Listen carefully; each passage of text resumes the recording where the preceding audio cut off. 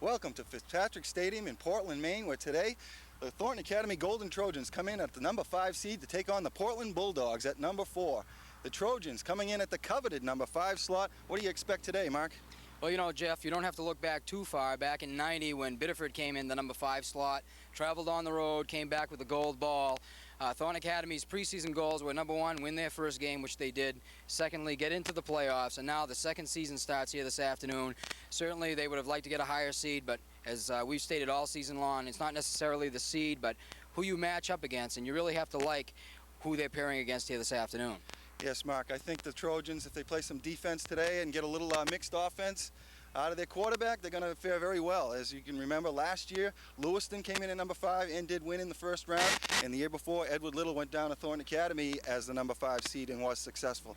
So today, the Trojans, they know what they got to do. They got to come out fired up and do it. And what do you think, Mark, over the rest of the league? Well, myself, I think this is going to be the only upset this afternoon. Well, if you can consider it an upset, 5 taking 4. I think the other 3 top seeds are going to take care of business. Of course, this afternoon, Thornton Academy, very important to take care of the line of scrimmage, because you look at this matchup, you've got a team that's very experienced in Thornton, starting lots of seniors. Portland only having 3 seniors on the whole team, starting 2, 10 underclassmen. You got a team that's very quick against a team that's got great size up front, and I think the real key is going to be Thornton Academy controlling the line of scrimmage, hoping to beat up the Portland Bulldogs, because, Jeff, they have as many as 10 players going both ways, and we could see that start to unfold in the second half. Certainly, Mark. I agree with you 100% on that second half factor. Trojans keep this game from becoming a track meet.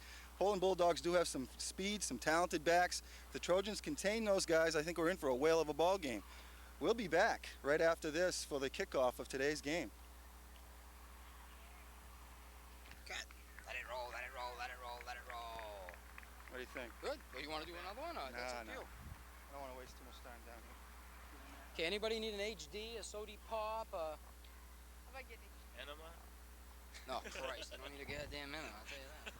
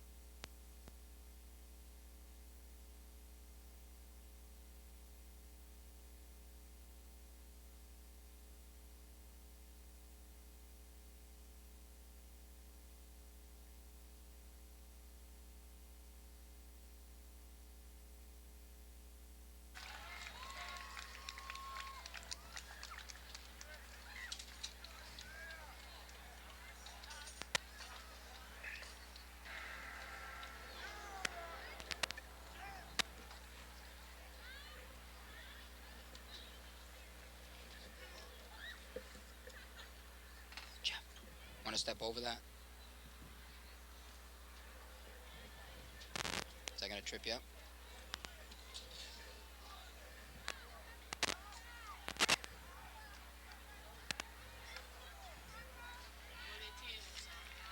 And here come the 1994 Thornton Academy Golden Trojans. First round of playoff action. Here we are, Fitzpatrick Stadium. Welcome back. Mark, this is it. There are no tomorrows, unfortunately. Of course, during the season, after a loss or after an unsuccessful game, you go back to the drawing board and try to make some corrections. Once you get in the playoff, it's 1 week at a time, and if you can't get the job done, you don't get the chance to come back next week. I feel very good about Thornton Academy's chances here this afternoon. They're a team that's very big and physical up front, obviously, and if they can control the line of scrimmage, Jeff, I think they're going to have a lot of success in their running game. And if there was ever a team offensively that was due, it would be the Golden Trojans. They are certainly due. And Burgess is due to have a big game. And I just like to say right now, Marc, thanks for having me here. Brother Jay had to meet a radio commitment, and I was just happened to be free today down here, and I love this game, and it's a privilege to represent Thorne Academy and call this game today for the people of Greater Saco. It's great to have you here. Haven't seen you in a while. Of course, you and I former teammates of the Nice Street Packers, I might add. Those were the days. We didn't have organized football, but we were our own coaches back then, and we'd play, yeah, all over town. Neighborhood versus neighborhood. But Okay. enough of that. The captain's out on the field right now for the coin toss. Number 4, Fontaine for Portland, and Brian Cox, number 67. And of course, for Thorne Academy of Alex Harper, Verrill, Boudreau, and Andy Burgess. And speaking of Burgess, I think he's ready to go out there and produce some offense for the Trojans this afternoon. Well, I'll tell you one thing. This Portland defense is very vulnerable. I'm associated with an Edward Little football team that came down here and rolled up over 400 yards of offense, scoring 19 points. However, we did not contain the quick Portland backfield in the first half, and they can make a track meet out of it if you let them get loose, and they're quick, and if the Trojans can contain these guys, they can stuff this and take this game handily, I think. It looks like Portland is going to receive in the first half, and that's going to put the tough Trojan defense. I don't know if you've had the opportunity to see these kids play defense the last few weeks, Jeff, but they have been absolutely tremendous, keeping Thorne Academy in the ball game. Last week they did an outstanding job against the Tigers, allowing Biddeford only 3 first downs in the entire game. That is some feat, because Biddeford has some talented backs themselves, and they can really move the football. I did see Thorne Academy against Massabesic, and the defense was exceptional in that game. Unfortunately, for that third quarter, the field position didn't play well for the Trojans, and the Mustangs were able to score some big touchdowns and get away with that one. But in a rematch, it would have to be in Massabesic, but I think the Trojans are up to any task of playing any team in the conference. And when you look at today's contest, of course, as in any other game, but especially a playoff game, field position is a very important part of the game. You look at a stiff wind as you look up at the flag blowing left to right. That's going to play a part in this game here this afternoon. And Thorne Academy certainly has to win not only the war up front, but the war of the field position also.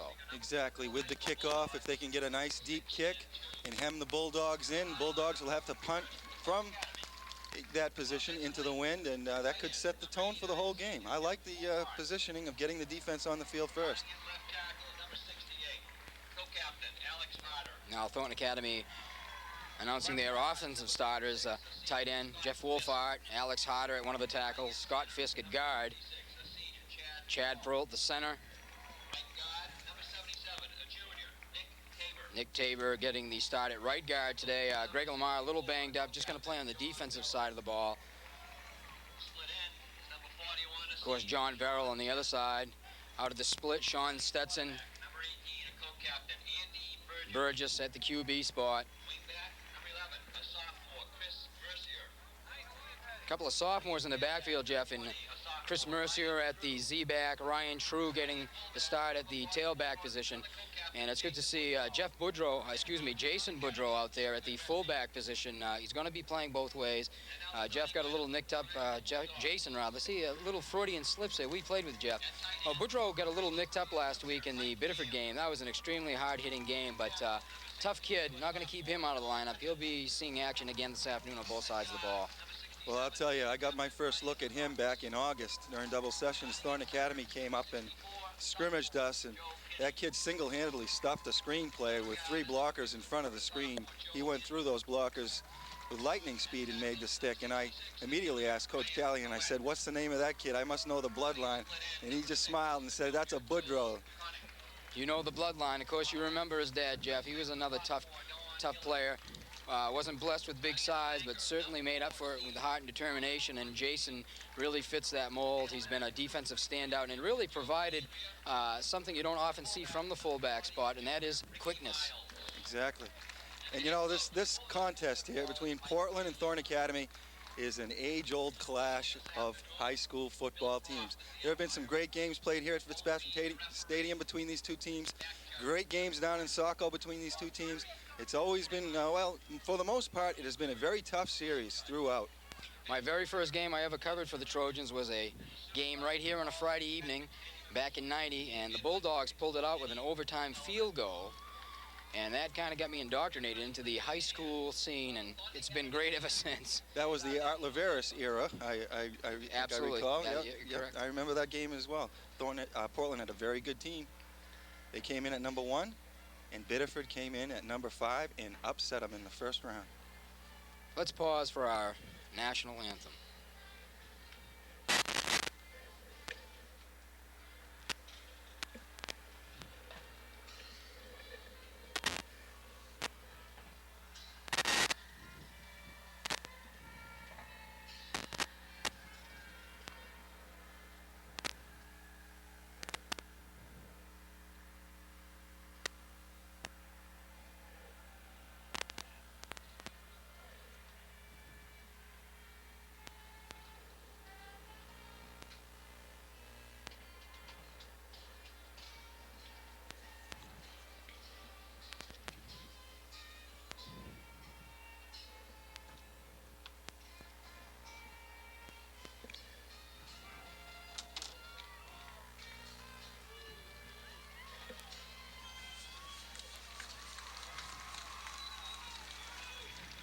Well, Jeff, it's time for all the talking to be put on the back burner.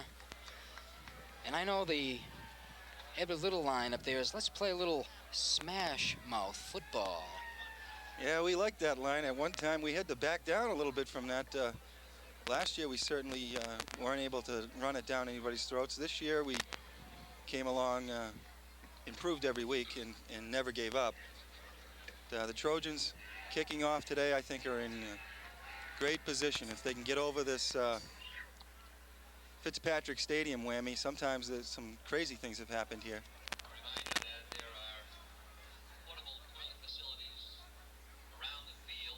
And right off, folks, you're in for a treat because you're going to see a young ball carrier by the name of Joe DeAndrea, the Portland tailback. Not big, only 5'9" and 150.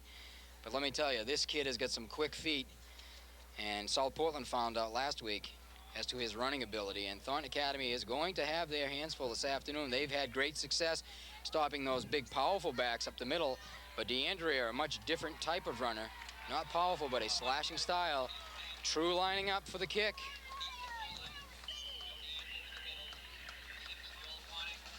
And here we go. Taken by DeAndrea. And he is clobbered by a host of Trojans out there. I know Brian Thompson in on the hit and many others. He slipped down about the 25-yard line, but really no place to go. Big wall of white there waiting. All right, first down. Here we are at the 25-yard line. Don Gillies leading the Portland Bulldogs. He's a quick quarterback. He throws well. They got to watch the backs coming out of the backfield. DeAndrea calls off, gives to Miles up the middle, and he's stuffed after a gain of about 3 or 4. And keeps those legs going, Jeff, and pushes the ball over the 30-yard line. Getting the defensive start today for the Trojans at the far side corner is going to be Matt Libby. Unfortunately, we have to report Christian Doyen going down with an injury, and we certainly hope that's nothing too serious. We wish Christian the best of luck coming back, and we hope to see him back soon in the Trojan uniform. Well, Miles is a strong back. He's only a sophomore. Started as a freshman last year. Bulldogs split out Joel Connick. He was the second-string quarterback out there. And in the slot, number 4. Here comes DeAndrea outside. They close it off. Little misdirection there, Jeff. Start right and go to this side of the field, and not fooling Alex Harper. He had containment, stood up the tight end for the Bulldogs and closed the door. You really got to contain these guys. You got to stay at home. That really is the vital part of this afternoon. They can't let the Bulldog rushers out to the outside of this football field. Fontaine in the slot and Connick outside. Okay, this time Fontaine splits to the right, Connick to the left. You got to respect those guys. Little motion action. Pitch outside to DeAndrea. He's got the corner. The flag on the play. And that's normally in the area of holding on the offense, but Portland does an outstanding job that time, getting to Thornton's containment on the far side of the field and giving DeAndrea the outside. He picked up about 12 yards on the play, getting the right corner, but there is a flag. It is indication against Portland. This one's coming back. It's going to be 3rd and long.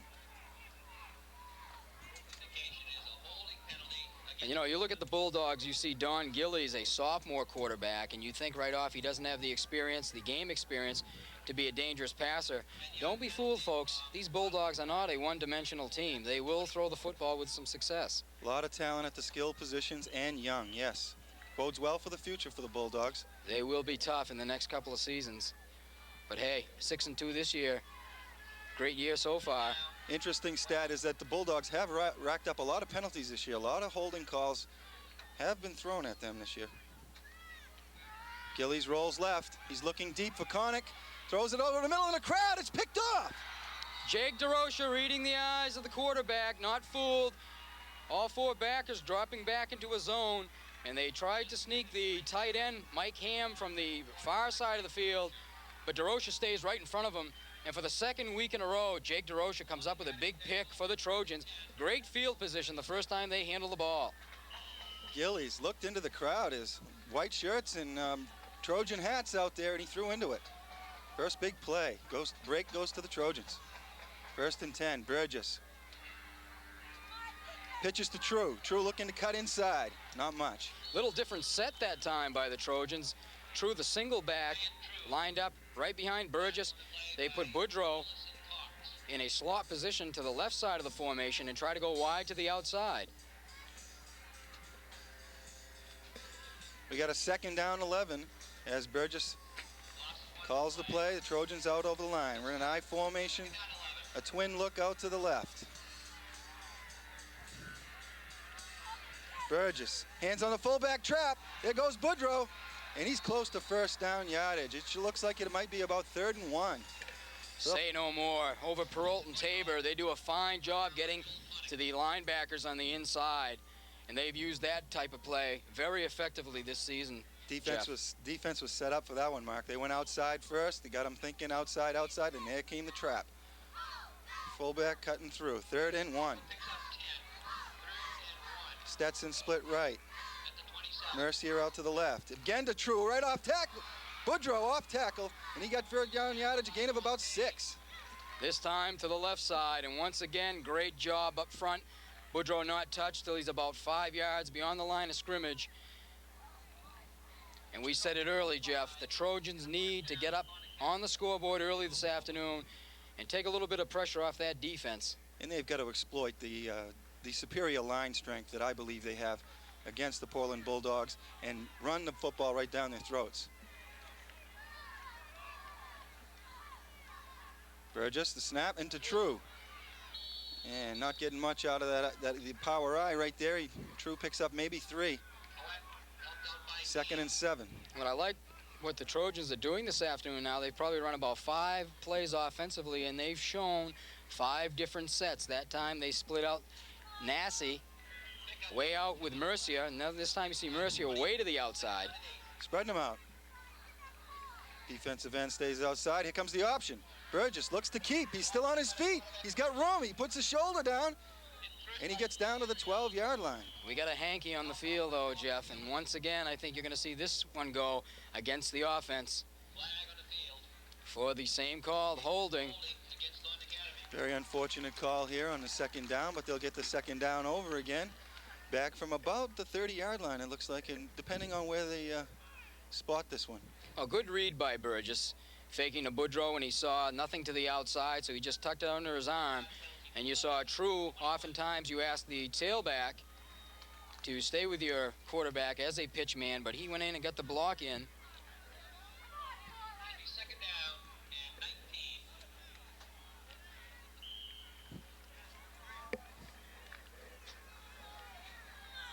Second and 19, Burgess out over the line.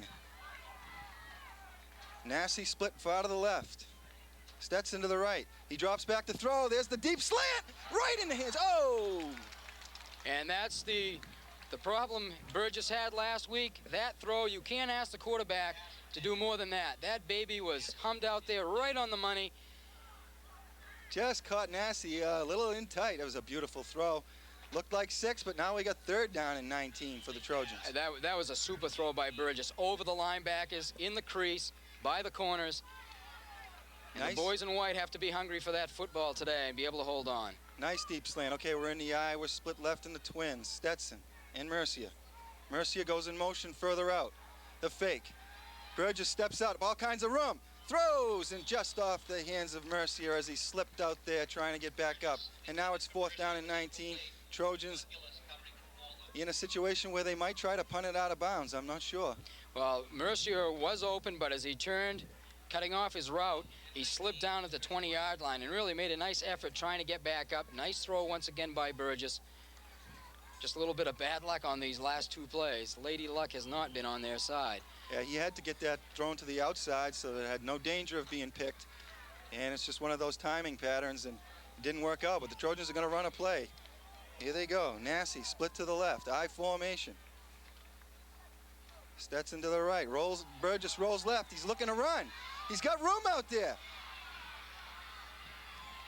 Ooh, and it's closed down by the Portland secondary, but after a nice gain of about 13 yards.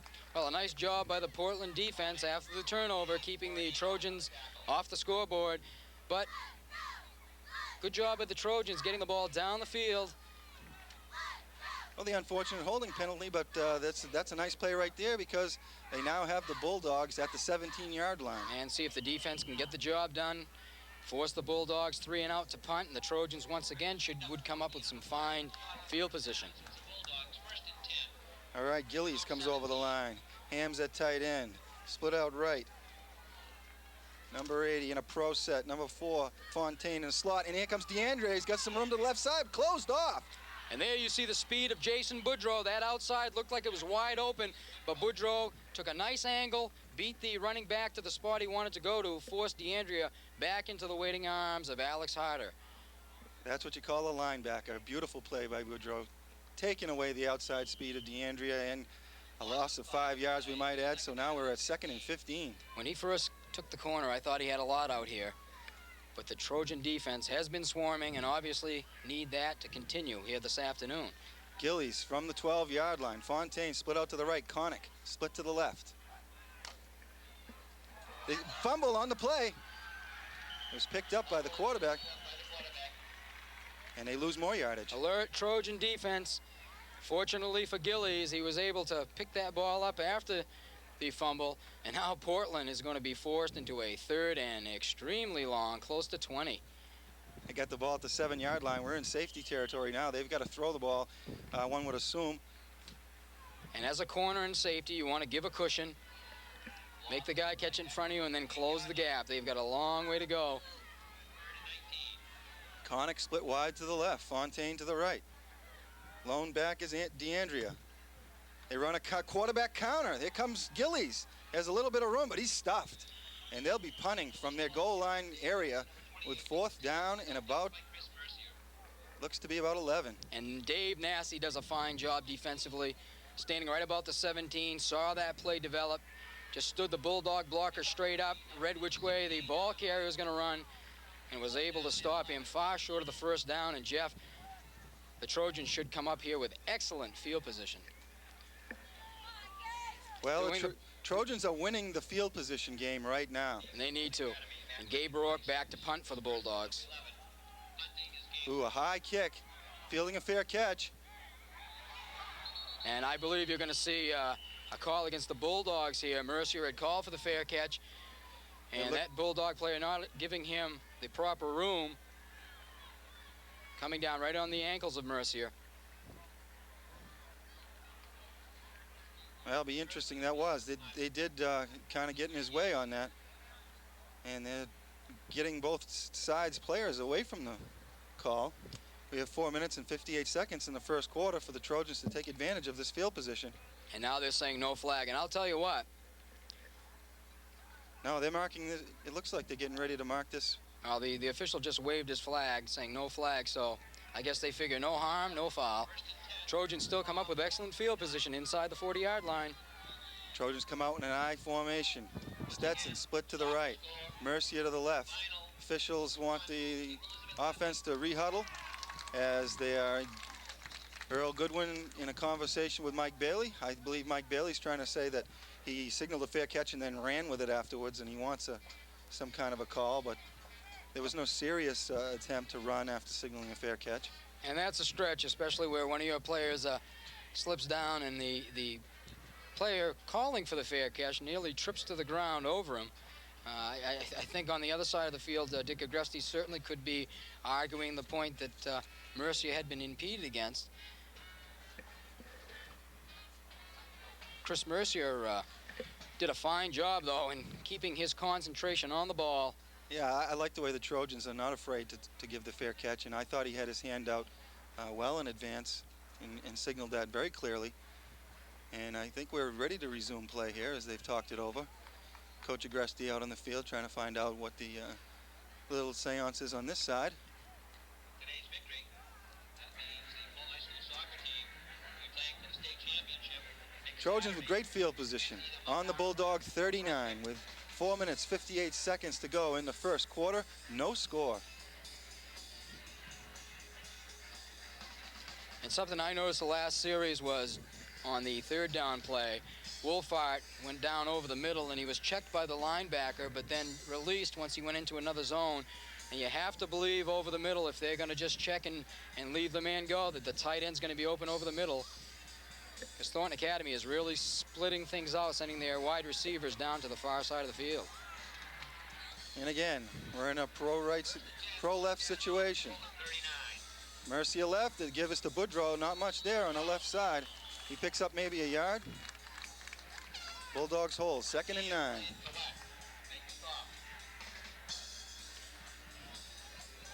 And now as you get into the second and third series offensively, you know that you're going to have to throw that football with some success to keep that defense spread. The defense are going to stop packing things down low. We've seen it the last couple of weeks. Trojans and the Twins out to the right. Nassi and Mercier. I formation. Delay to True. Has a little bit of running room, but runs into some Bulldogs after a pickup about 4 yards. We're looking at about a 3rd down and 5. The Trojans pull Nick Tabor down the line. He picks up the defensive end, and True makes a good cut to the inside. Able to pick up 3. And now the Trojans here facing this 3rd and 6. Last week, in a similar situation, they used a screen to Boudreau very effectively. 4 down territory. Burgess with Mercier to the right. Stops back, throws deep. He's got a man, and it's caught down there by Stetson. He's taken down at the 5-yard line. And that's what the Trojans needed. They needed someone to step up, make a big play. Once again, play action and a great delivery by Burgess. And Stetson gets those big hands out there and comes down with the ball, and that is certainly a weapon you'd like to see the Trojans use more of, because Stetson, if you've ever seen him play basketball, he's got great hands.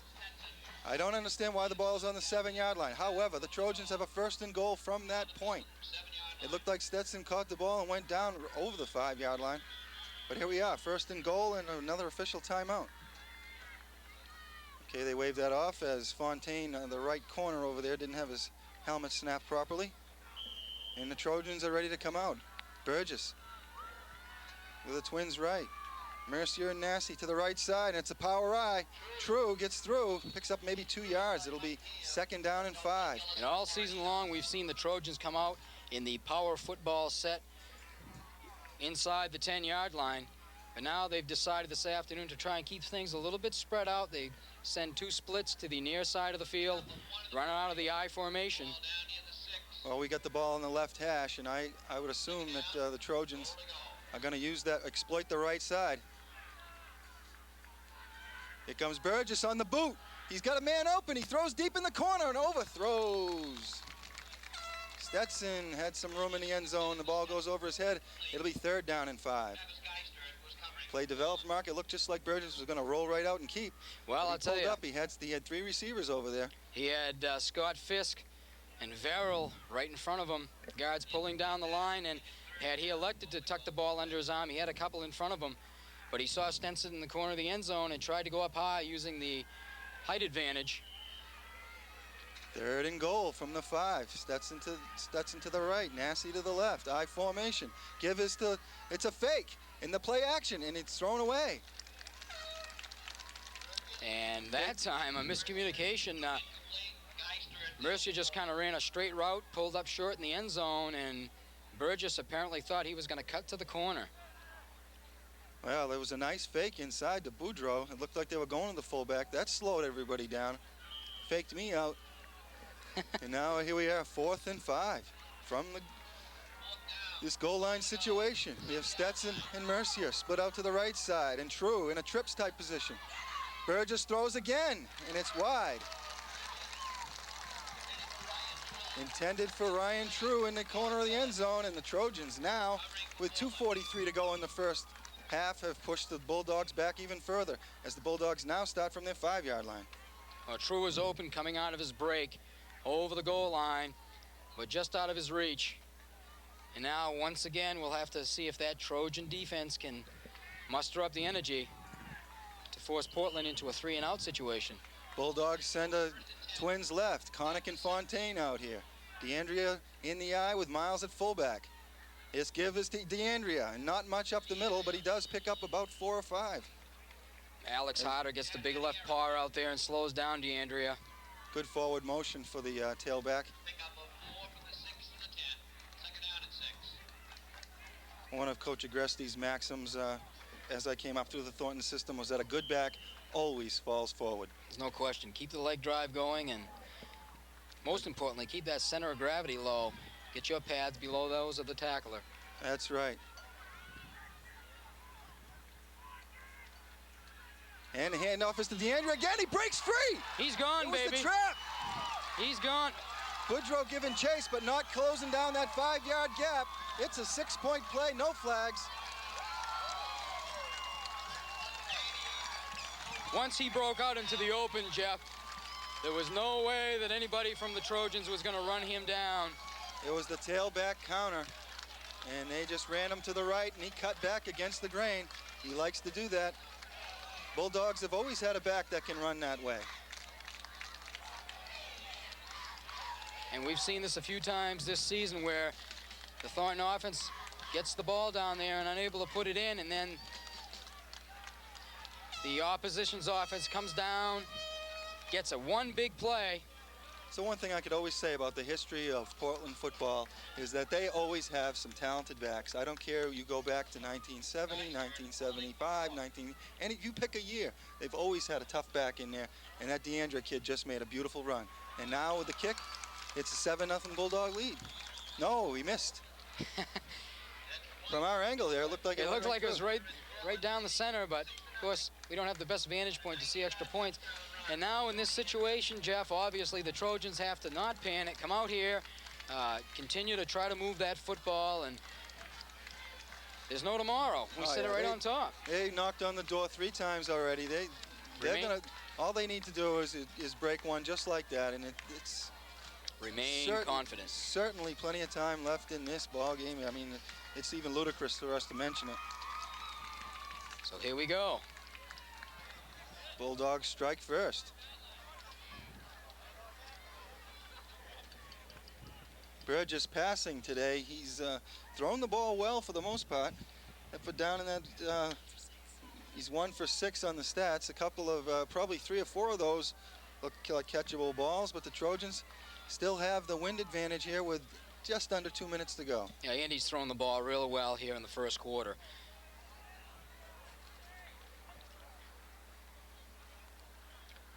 Mercier and True is the deep man on the kick return for the Trojans. Before the game, we saw the Portland kicker down on the field, Rourke, practicing his onside kicks. Chris Duranso back this afternoon, taking the place of Christian Doyen on kick returns. And here comes the kickoff, and it's fielded by Mercier. He cuts, and he runs into some blue jerseys there at the 35-yard line, and they didn't whistle that down yet. Bulldogs trying to get their teeth on the football down there. They did eventually rip it out, but it's Trojan ball from the 35, 1st and 10. 1:46 to play in the first.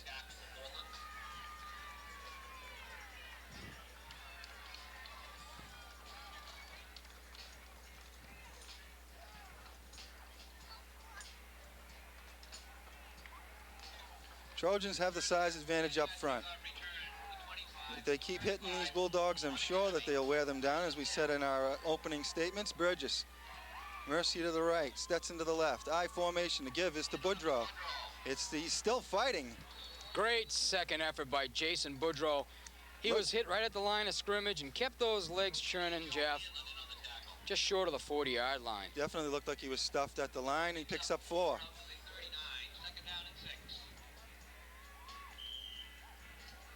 And the Trojans, Burgess brings them out. 2nd and 6 from their own 39. Mercia, split to the right. Nasty to the left. The give is, it's an option play. Here comes Burgess. He's got some room. He cuts inside. He keeps on his feet. He's still up. He's running. Tonic takes him down at the 30-yard line. And the Trojans had the Bulldogs completely fooled on that play. After the fake to Boudreau on the inside, no one to the outside. Burgess could have either pitched the ball, elected to keep it. Ryan True came out, got in the way of the corner from Portland. A fine, fine play by the Trojans. Exactly what they needed here. First down at the 32. That's the luxury of a big quarterback. He can ride that fullback, get a look, and take the corner. Just under a minute to go in the first. The give is to Boudreau this time, and he bashes through for another 4. That's all they need to do right there. Just straight head-on blocking, give the ball to the fullback, win the war up front. They're getting it done. Now all we need to see is one of the Trojans raising his hands in jubilation in the end zone after punching it through. And that will happen, Jeff. Yes, and here comes Nasty, brings in the play. Trojans have the football at the Portland 28-yard line, 2nd down and 6. Pro right formation, Mercia split to the right, Nasty to the left. And it's a fake, play action. Burgess looking, standing there, he's grabbed. Receivers were covered. I'll tell you what, they made a loss on that play, but I liked what I saw from Andy Burgess that time. Looked to his primary receiver, he was covered. Looked away to the secondary and the third choice. All receivers were covered, and by that time the Bulldogs came in. But he did not throw the ball into double coverage. And that's the end of the first quarter. As Portland leads Thorne Academy 6-0. And exactly, Andy Burgess looking around, his receivers were covered, and then the one next step that you might coach your quarterback to do is to try to throw that ball out of bounds when you can't find a man to go. But the Trojans lose 5 on the play. It'll be 2nd down and 15 when play resumes. Trojans on the move.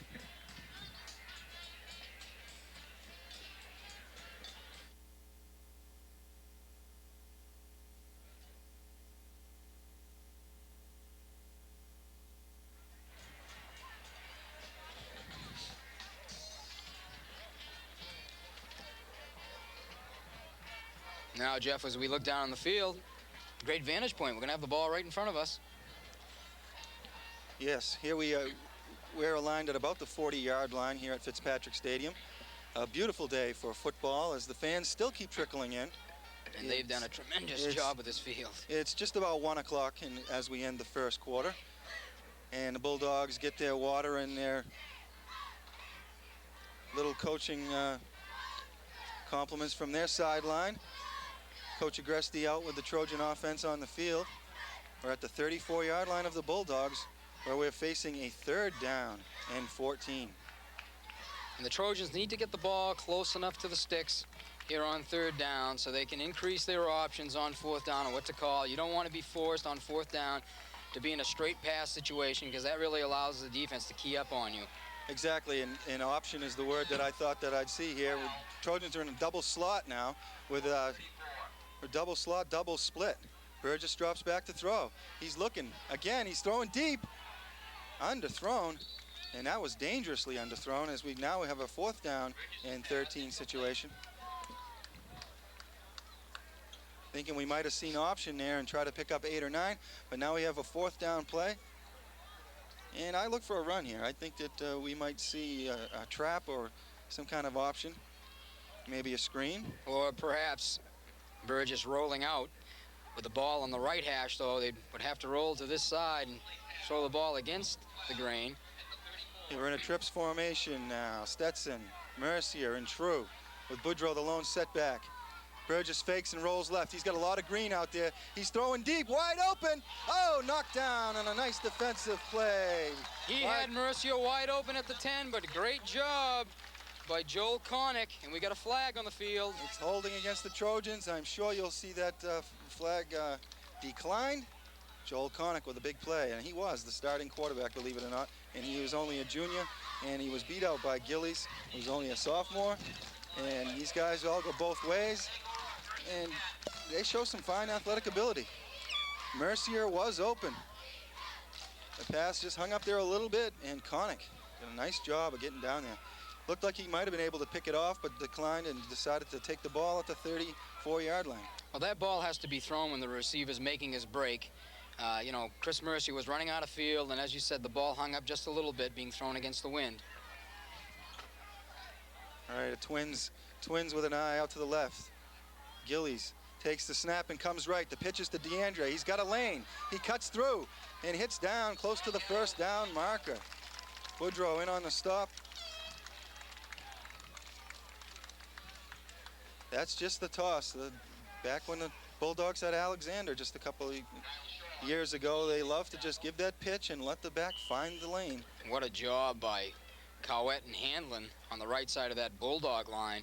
It really blew the right side wide open for DeAndrea. And he's so small, Jeff, he can just sit back there and pick his hole and then scoot through it. Exactly, and he comes off for the play as Rourke comes in at tailback. Rourke and Miles in a split backfield. Connick and Fontaine to the right, and the give is to Miles, and he is stuffed. There's a flag on the play. Going to have procedure against the Bulldogs on that one.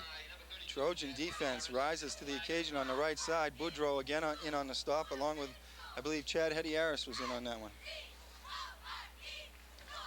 So now the Trojans will back them up, force the Bulldogs into a 2nd and 6.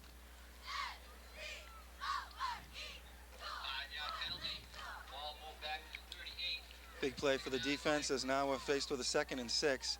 Gillies comes all the way to the sideline to get the play directly from Coach Bailey. Makes the call. Trojans break their huddle as the Bulldogs break theirs, and Miles and DeAndrea are in the backfield. I formation.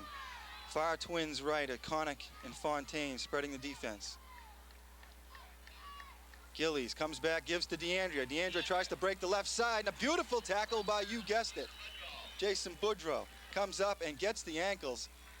Surprise, surprise. Jason Boudreau once again with the quickness to the outside. Another loss on the play gives the Bulldogs 3rd down and 9.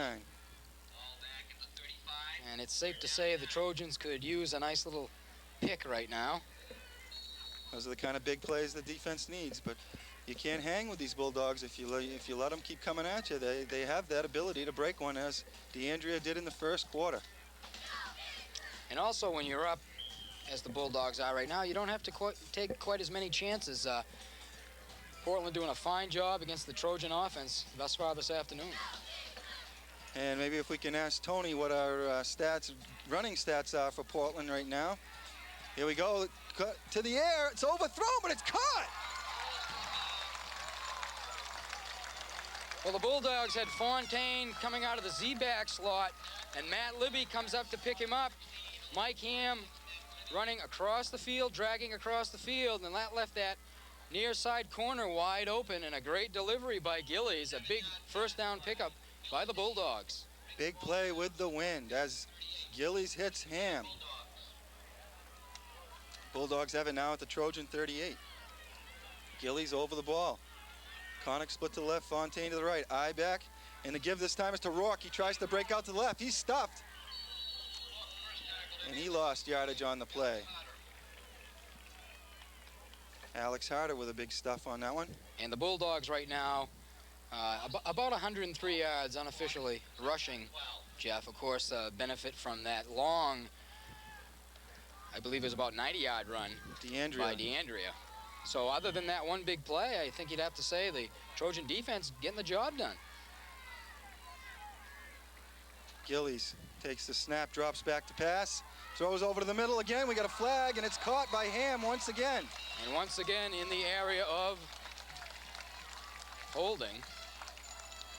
We've got a possible holding call, and that's what the refs say. I would have to say nearly 100% of the time when you see that official from that spot throw the flag back to the middle of the line, it's going to be holding. And once again, the Bulldogs have a fine play nullified by the hold inside. The flag was thrown before the reception was made. And the Bulldogs sending 3 receivers.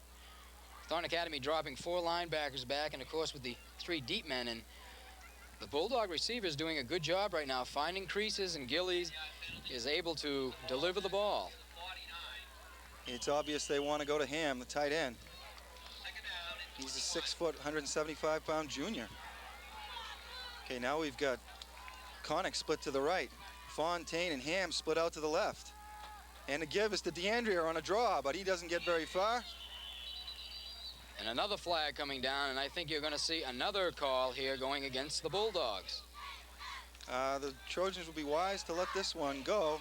Take the 3rd down situation as the Bulldogs are already backed up. That play only picking up 2 yards on the draw to DeAndrea. Clipping against the Bulldogs.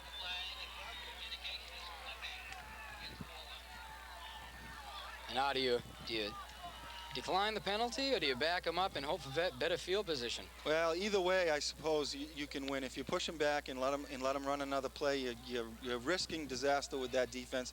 But if you do play the real estate game and get them back there, then you're putting full confidence in the defense, and that's what the Trojans are doing right now. They're saying our defense is playing good, and we can stuff them even more. And I believe that's the right choice, really. Back them up. Your defense has been doing a fine job stopping Portland. 2 plays right now. That long pass that got him out of this hole to begin with, and that long run by DeAndrea. Other than that, the Trojans have stuffed the Bulldogs. And now you have to watch for a screen or draw to DeAndrea. We've seen the Bulldogs run that screen pass very well over the century. Here we go. Connick steps up outside. Here comes Rourke in motion toward Fontaine, and the give is to DeAndrea right up the middle, and he stuffed. He only picks up about 5 with looking at about a 3rd down. And count this up for me, Tony. And I'll tell you what, you're going to have a personal foul right there on the Bulldogs. Jason Boudreau stepping up to be a leader out there. Keep making sure his players don't lose their heads. We had Fontaine and Kyle Shaw locked up in the secondary, and then Fontaine. 3rd and a mile is what we're looking at now. Fontaine gives a shot to Kyle Shaw right under the face mask. Good discipline by Shaw, not retaliating, as you often will see. The second guy is the one that's caught. Shaw holding back, the flag comes in, and the Bulldogs are going to be backed up 15 more.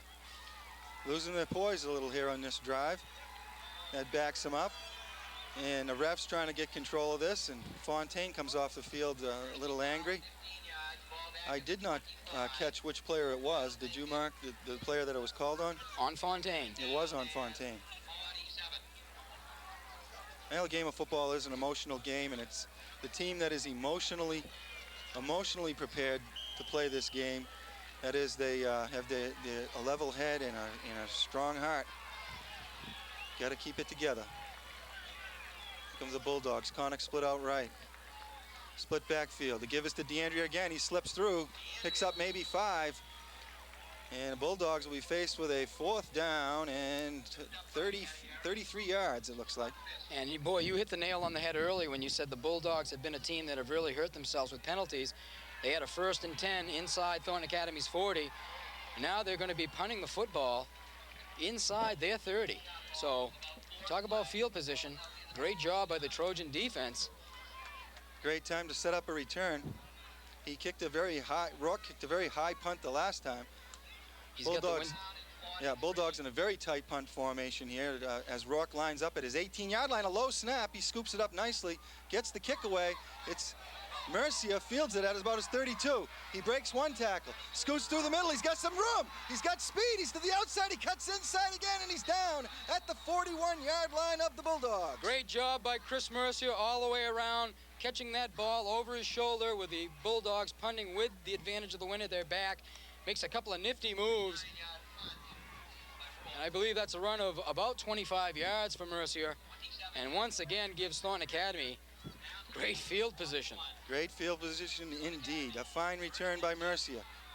And he split out to the right as Stetson is split to the left. I formation. Burgess with the option. He gives to Boudreau. Boudreau cuts back, tough running, hitting and firing across. Look at this guy go. 6-yard gain all on his own as he cut back against the grain and beat up some dogs. The raging bull, Jason Boudreau. That's what a fullback's got to do, and he did it. Tell you what, baby, this kid comes to play every week. We're looking at about a 2nd down and 4. Stetson splits to the left, Nasty to the right. We got a full house backfield here as Chad Hetty-Harris has entered the game. True, Hetty-Harris and Boudreau. The give is right up the middle to Hetty-Harris. He breaks through. It's close to a 1st down. And I believe they're going to have it, Jeff. Just shy of the 30-yard line.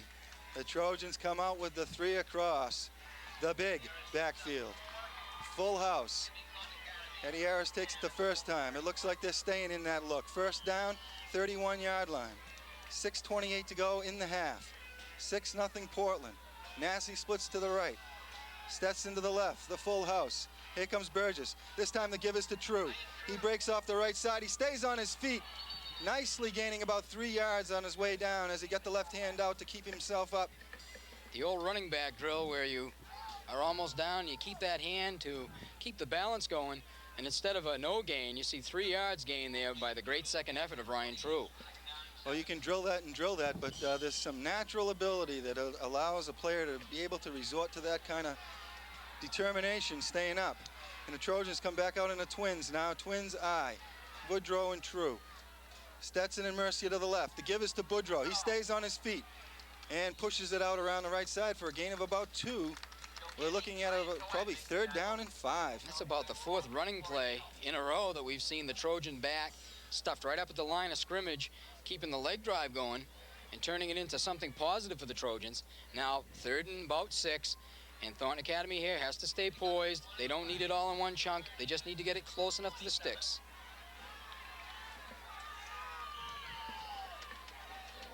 Burgess. He's got Mercier to the right. It looks like the option. He's still got the football. He's running with it. He has, oh, and he's stuffed. He is stuffed with after a gain of maybe 1 on the play.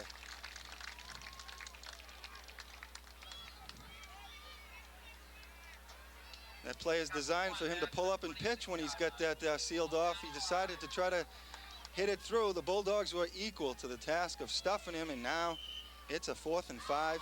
Trojans at the 26.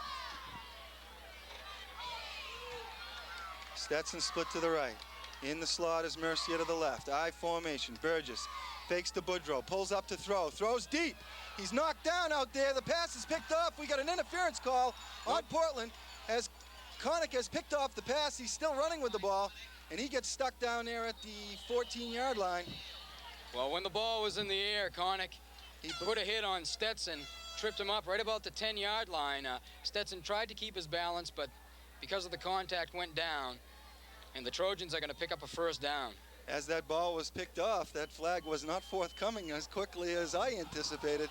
But he had a hard time getting it out of his pocket, I think. But as it came out, we knew exactly what it was for. There was no mystery there, unless, of course, your blood is blue and you're thinking that the guy fell down on his own. But Stetson was pushed before that ball went up. And we can understand that type of thinking, having a little bit of maroon and gold blood running through our veins. Certainly. With 4 minutes and 20 seconds to go in the half, the Trojans now have the football on the 13-yard line of Portland, 1st and 10. And flat out, ball inside the 20. Our viewers have heard us talk about the red zone all year. They just have to go out and get the job done right now. I tell you, Jeff, they stick one here prior to the end of this 1st half. You have to remember they are going to be receiving in the 2nd half. Exactly, and the big Mo can shift. The defense has done the job, and right now the offense has got to finish this drive and get it done.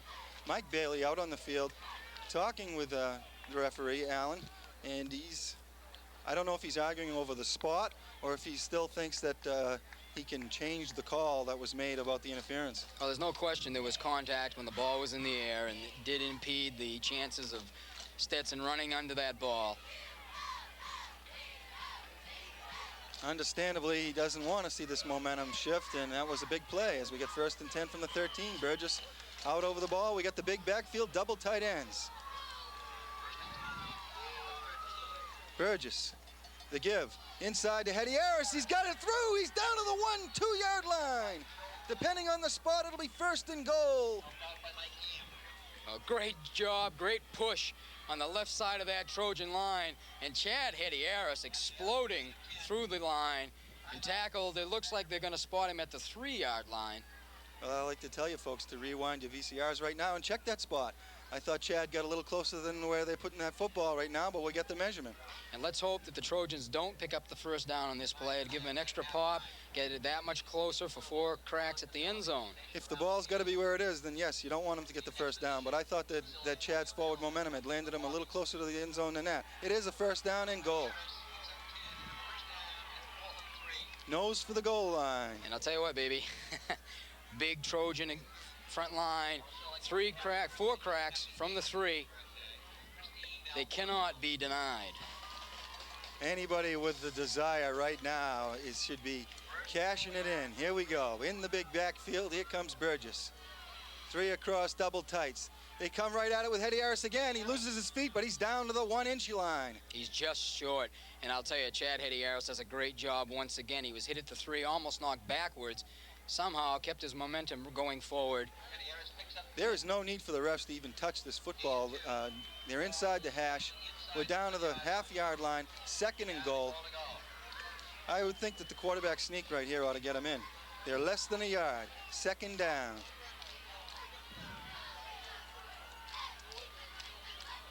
And Burgess takes it in. We have a tie game. You called it. With 3 minutes and 21 seconds. The smart thing to do, really, let that big body just surge forward behind the experienced front line. That's a huge score, Jeff, for many reasons, but for the biggest, getting the confidence back on the offensive side of the ball. Any quarterback with a line out there has got to get you a yard anytime you want it. Weasel through. Trojans kind of muddle huddle. They come out to kick. Brazlovich, the sophomore now, will attempt to put the Trojans ahead.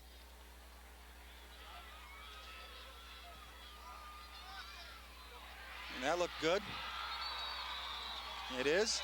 We have a 7-6 score, Thornton Academy, with 3 minutes and 21 seconds to go in the first half. We'll be right back after these messages. 1 yard run by Burgess, scored by Brazlovich, taking a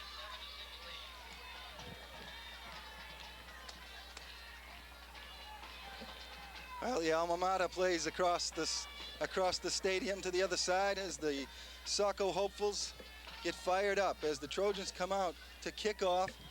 They've taken the lead here with 3:21 to go in the first half. And isn't it amazing how quickly a game can change? Portland with the 6-0 lead, driving down the field, and then a few miscues, a few very costly penalties, just losing their poise.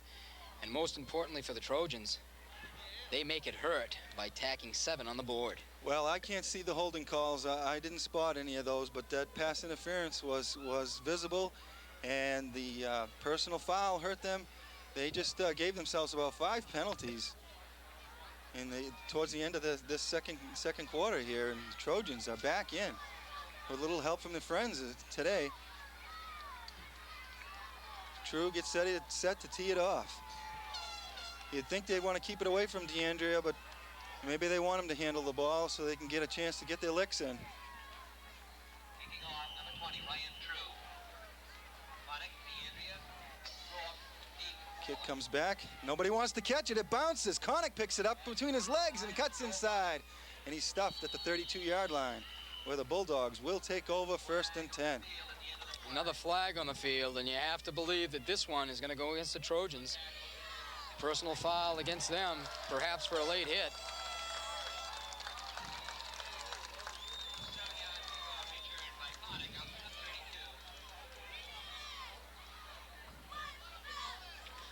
And now, Jeff, they have to keep the Bulldogs from having that one big offensive play before the end of this first half. They certainly do. The Bulldogs want to get the ball to DeAndrea, and they do throw the ball well to their fullback. We haven't seen that yet.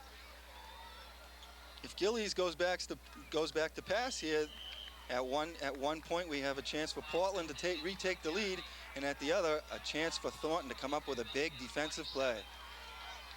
1st and 10 at the 47. Gillies Connick and Fontaine to the right. It gives to DeAndrea. He slips through, but he's stuffed there, but not before he picks up about 6 yards. He's got a slashing style that can get him through the line. You're going to mark that ball in Trojan territory at the 48. 2nd down and a long 5. Picked up of 5 by Joe DeAndrea, 2nd and 5. Twins right again for the Bulldogs. Connick and Fontaine out. High formation. DeAndrea in the back. Give to DeAndrea again, and the counter. Someone slips through. Jake DeRocha shooting the gap, not fooled, and getting on DeAndrea very quickly. Big tackle out there for DeRocha. Lost 1 back to the 49. We got 3rd and 6. Ball's at the 49-yard line. Big play for the Trojans now. And now if the Trojans stop the Bulldogs on anything other than an incompletion, you'd think the Trojans would burn a timeout. Still plenty of time.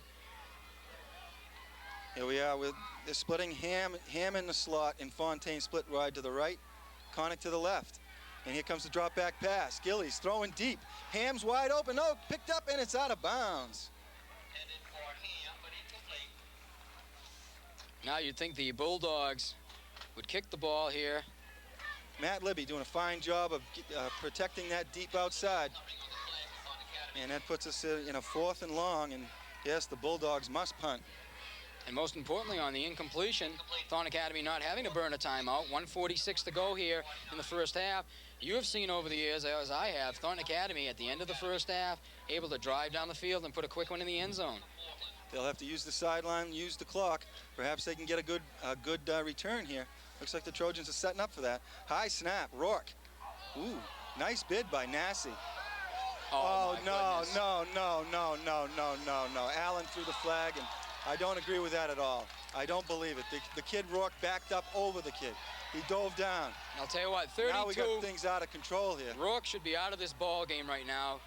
He chases Dave Nassi to the sidelines, puts a stick on him right in front of Allen, and official Allen has to gain control of this football game right now. There's no need of that going on down on the field. It's a judgment call down there for him, and as I saw it, Nassi got blocked. He went over a blocker. He landed on the ground. As he was getting on his haunches, the kid backed up over him. There was no roughing involved in that at all.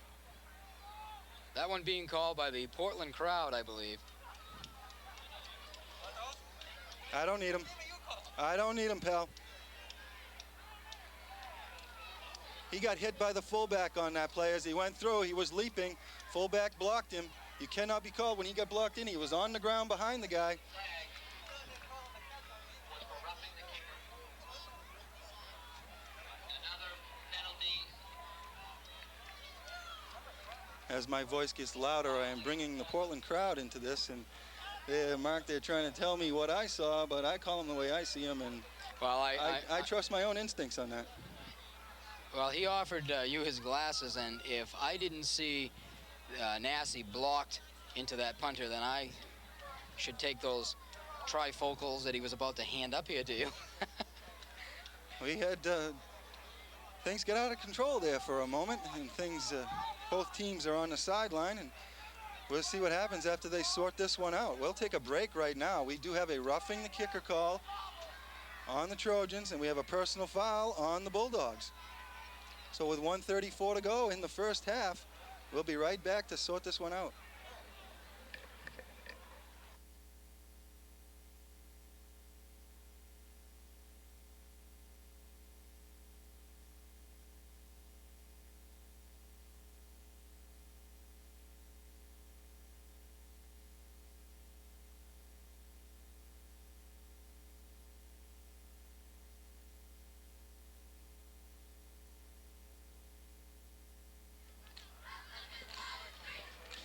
Well, I'll tell you, Mark, our purpose here is not to criticize the officials, not to criticize the ball players, or not to in any way try to denigrate this great game of high school football. I love this game more than practically life itself. Well, there's no question. I've never gotten over the fact of loving this game ever since I was 7 years old, going to the Trojan games and back at Alumni Field. And I've always been a Trojan fan, and that's never left. And And I apologize for naming the official and mentioning that call was not as it should be.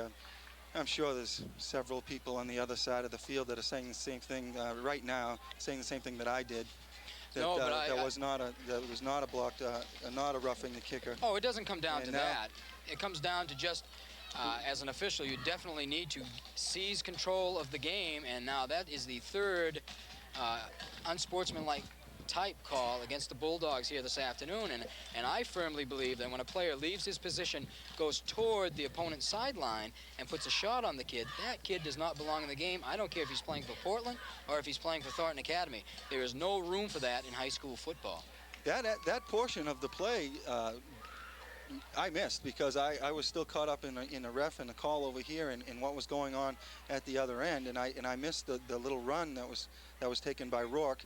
Only afterwards, when there was breaking it all up over there, it was all right in front of the Thornton Academy bench that Rourke kind of lost his cool, and I don't know what was said or After what. Mr. Allen threw the flag, Nassie was walking towards the sidelines, and apparently he and Rourke were doing some jabbering back and forth, and the Portland player took a shot at him. Much to the credit of the official, Mr. Allen, he saw that and did call a roughing call on the Bulldogs. Well, with the blocked punt, we have an automatic first down, and the Bulldogs get another chance here with 1:34 to go. Gillies over the ball. Miles and DeAndrea. And it's a fake. Gillies rolls out, looks for Ham. He's got Ham. Ham makes the catch and breaks up the sideline. And he's knocked down and he gets out of bounds at the 34-yard line. A fine throw by Gillies. It'll give the Bulldogs a first. They had a first down and, with the penalty. Now we have a second down and 9, excuse me. And a nice job by Ham once again dragging across the field, and does a nice job of getting out of bounds for the Bulldogs and stopping that clock inside the 35-yard line of Thornton Academy. Yes, 1:26 to go. Bulldogs, second down and 9 at the 33. They split Fontaine to the left, Connick to the right. Gillies drops back, looks inside in the slant pattern, and it's picked off. Mercia steps up and intercepts. Ball at the 20-yard line. Trojans ball with 1:22 to go. I'll tell you what, Mercia reads quarterback eyes. They're going to a slant over the middle, and Mercia steps in front of Connick. A great pick, and now the clock running, just a little over a minute to go. And with the ball down deep, you'd have to believe that Thornton Academy is going to try and stay conservative and not make any foolish mistakes here down towards the end of the first half. With just under a minute to go now. Ironman football by the Bulldogs as two men come in to replace on defense. And the give is to Boudreau, and he stuffs it up the middle. Picks up about 2. Clock is running. Now that's what we expected to see, Jeff, and really the wise thing to do. Thornton Academy was finally able to break the goal line. They'll be getting the ball back in the second half with some better field position. And a nice first half of football by Thornton Academy. Second down and 8. Bulldogs doing an excellent job staying with this as Trojans come out in a twin setup. Nassie and Mercy are out to the left, in the eye. The give is to True. He breaks up the middle. He's got some room. He breaks free. Fontaine's on him, though, and he drags him down at the 45, Now 35-yard line. they need to stop the clock now. Get up on the ball and get ready. They took the timeout with 5 seconds left. And now give Burgess the chance to throw one in the end zone. And that is the threat that Ryan True brings to the offense. He's big, but when he gets by the linebackers, he's got great speed. And as you saw right there, he's able to break the long one. Bulldogs have excellent speed, though. They have probably the best team speed of most teams in the league. And I've not seen all their games or anything, but I don't think they've been beaten deep like that because of their defensive secondary is so quick. I think what you saw there, Jeff, is the Bulldogs know Thornton Academy is going to run the ball, perhaps coming up, trying to make the stick, and boom, that quickly, True's in the secondary. Yeah, that was just an eye power right up the middle. And I'll tell you, Andy Burgess definitely has the arm strength. He'll be throwing the football from about the 45-yard line. Thornton Academy will have one chance for the end zone. Well, right now, this situation sets up a really nice situation for a screen pass or to throw deep into the end zone. If you run your receivers deep into the end zone and you get those secondary out of there, then you can dump the screen. You have a chance to, amble it in on the last play, and it's a good play to not get picked off, because if the screen is smelled out, you just throw it out of bounds. If they want to throw deep to the end zone, they can launch it, make sure they get about 3 receivers into the same area and throw it down there and hope that they can come up with a tip or something like that. And one thing the Trojans right now have to their advantage is the stature and the big size of Sean Stetson. As we mentioned before, a basketball player. He's used to going up there and getting the ball up over his head. Perhaps he can come down with one here. It's definitely a stretch, known in the football circles as a Hail Mary for obvious reasons. Yeah, well, the Trojans have 5 seconds. They lead 7-6. 5 seconds to go in the half, and it's been a wild half it is. Here's Mercia, and Boudreau split.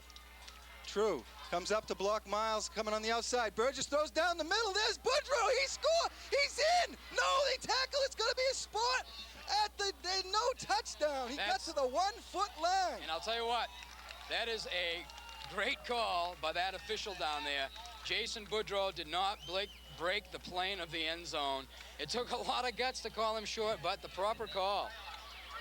Unbelievable. Talk about some excitement on the last 2 plays. My goodness. The last 5 minutes of this game, 5 minutes of this first half have been crazy.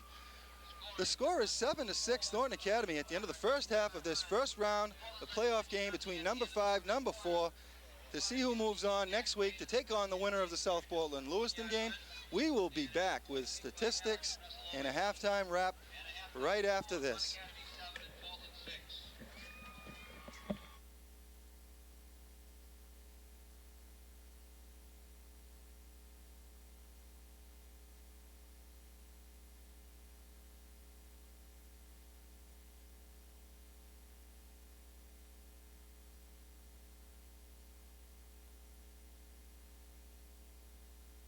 Welcome back to Portland, Fitzpatrick Stadium. Marc, Paquette, myself, I'm Jeff Harper. Tony, what do we got for stats for the first half? As it was a wild first half indeed. Penalties and running and passing, and the Trojans almost scoring right at the end. Let's go to our stats right off the top. Well, a lot of stats to begin with. True had 52 yards rushing, and Jason Boudreau had 34. And Burgess with that 29-yard run down the sidelines gives him 36, and then Hedieris has 16, and they have about 140 yards rushing, and then Burgess was 2 for 10 for 64 yards, so about 200 yards altogether for Thornton today offensively, which is good considering the last 2 to 3 weeks they haven't really played well offensively. Oh, that's a good point, Tony. And really, Jeff, you look at the scoreboard, Thornton Academy walking into the locker room with a 7-6 lead here at halftime. First half of football, we've seen quite a few flags on the field, but you have to like what you've seen in Thornton Academy, especially towards the tail end of the half, and also being able to keep their poise when the opposition, the Bulldogs, really seem to be losing their poise out on the football field. Yeah, we really saw the flags on the field far too much for a high school football game. Things did start to get out of control there for a minute. Trojans knocked on the door 3 different occasions when they didn't get in. On the last 5 seconds of the half, they almost scored that touchdown, got down to the half-foot line. Very exciting first half, and the Trojans have the football to start the second half. Yeah, and in the second half, we certainly expect Thornton Academy, of course, they'll be receiving the ball to do much of the same. As you saw towards the end of the first half, that first play, Jason Boudreau sneaking out of the backfield, sneaking right over the middle, and they may go back to that combination of a Burgess to Boudreau hookup. Yeah, you got to find the backside of the backfield. That is definite place where they can exploit. I think they can still exploit the option play. Defensively, they're playing solid football. Except for a couple of plays, they are really holding the Bulldogs in check. And I think the longevity of the Trojans should wear on the Bulldogs. They're Ironman football, only using about 15 different kids out there, both ways on the ball. And I don't know, did you have stats, Tony, for the penalties? Oh yeah, Thornton had 5 penalties for 40 yards, and the Bulldogs had 9 penalties for 85 yards. 3 15-yard personal foul penalties. That's way too many for, as you said, for high school football or any football. You really just can't have penalties and win games. Okay, aside from the wear-down factor, guys, any surprises, and what do you expect to see in the second half? This game is close due to just some drives not finishing off for the Trojans. I think the Trojans are going to come right out with the football in the second half and come right at the Bulldogs. Bulldogs have had a history of being a little less strong in the second half, I would say. But, you know, they're still talented, and that DeAndrea kid can hurt you anytime. So, you know, it's anybody's guess right now. Tony, any thoughts on the second half?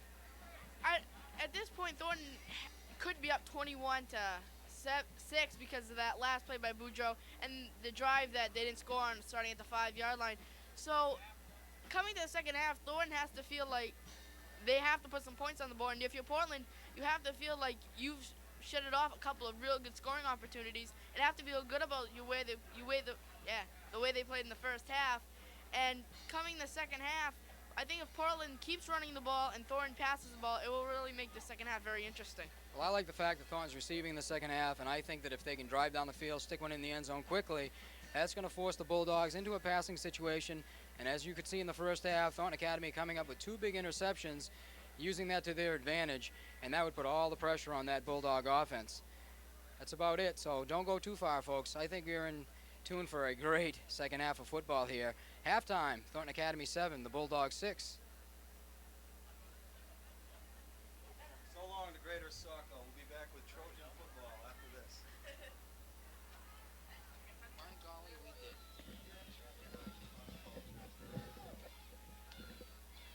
Want to step over this line here, and I'll just keep behind you like I did. That way you don't. How we doing? I don't hear anything on me. Dennis, are you ready to go up anytime? Okay, he's ready to go up anytime. I'm not hearing myself. You don't hear yourself? How about right here? Try now. No, I'm not hearing myself still. How about now? No. Okay. Try now. Test 1, 2. Dennis, why don't you come on in for a minute? We're not getting. That's me. That's both of us, rather. Yeah, I'm. Okay, so you're one of these guys. Yeah. Try now. One, no. Hey, Dennis. He's not picking up himself here.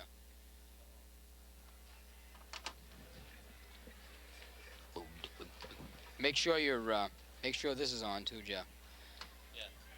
Click that. Check 1, 2. There you go. I am. Yeah. Okay. I know that happens every week. Okay, 10 seconds going up.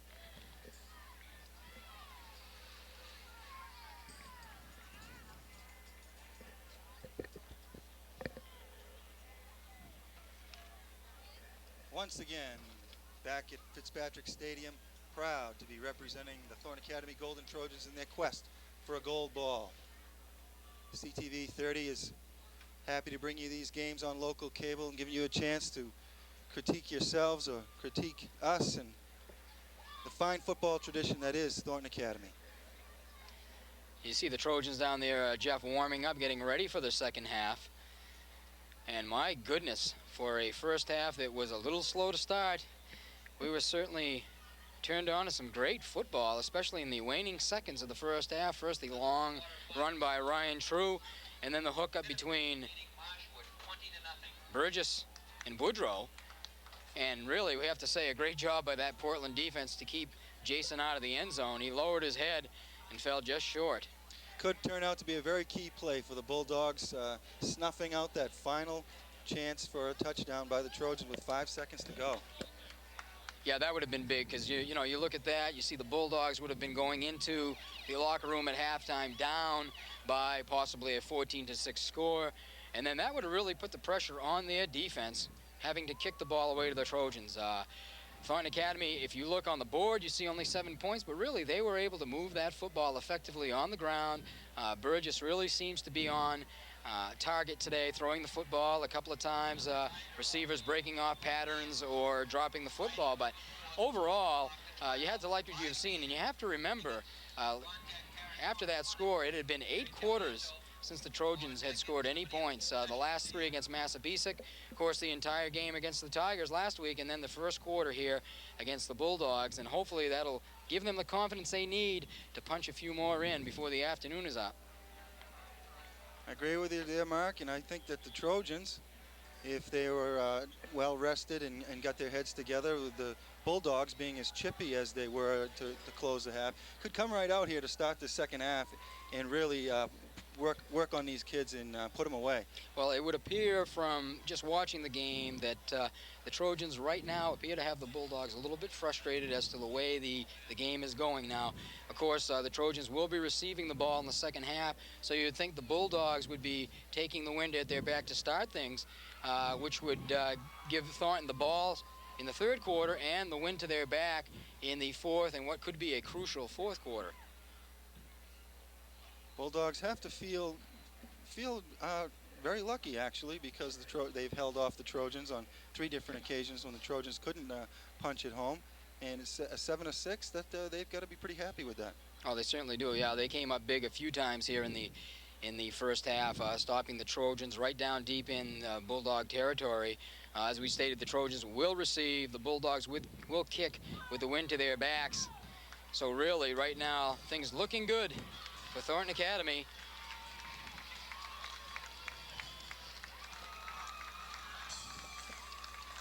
Second half is pumping up. And as far as the field position that we spoke of early on in the game, really going the way of the Trojans also. They had the Bulldogs pinned deep the entire first half, and with the exception of that long run by DeAndrea, have done a great job.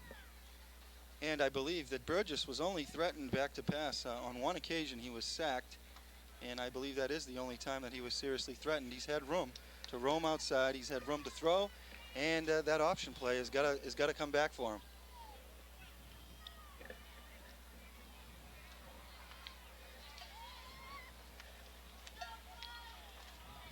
Back deep. True. Complemented by Mercier. And Dorenzo. And Mazziotti going to be doing the kicking for the Bulldogs. With the wind to his back. And it's been a long time since I've seen a Golden Trojan break one on a kickoff. Be a great time for one. There's our trivia question. If we had a live audience, we'd like to know who was the last Trojan to run one all the way back on a touchdown. I can go back to Christian Summers, but I don't know about in between because I haven't been around as often.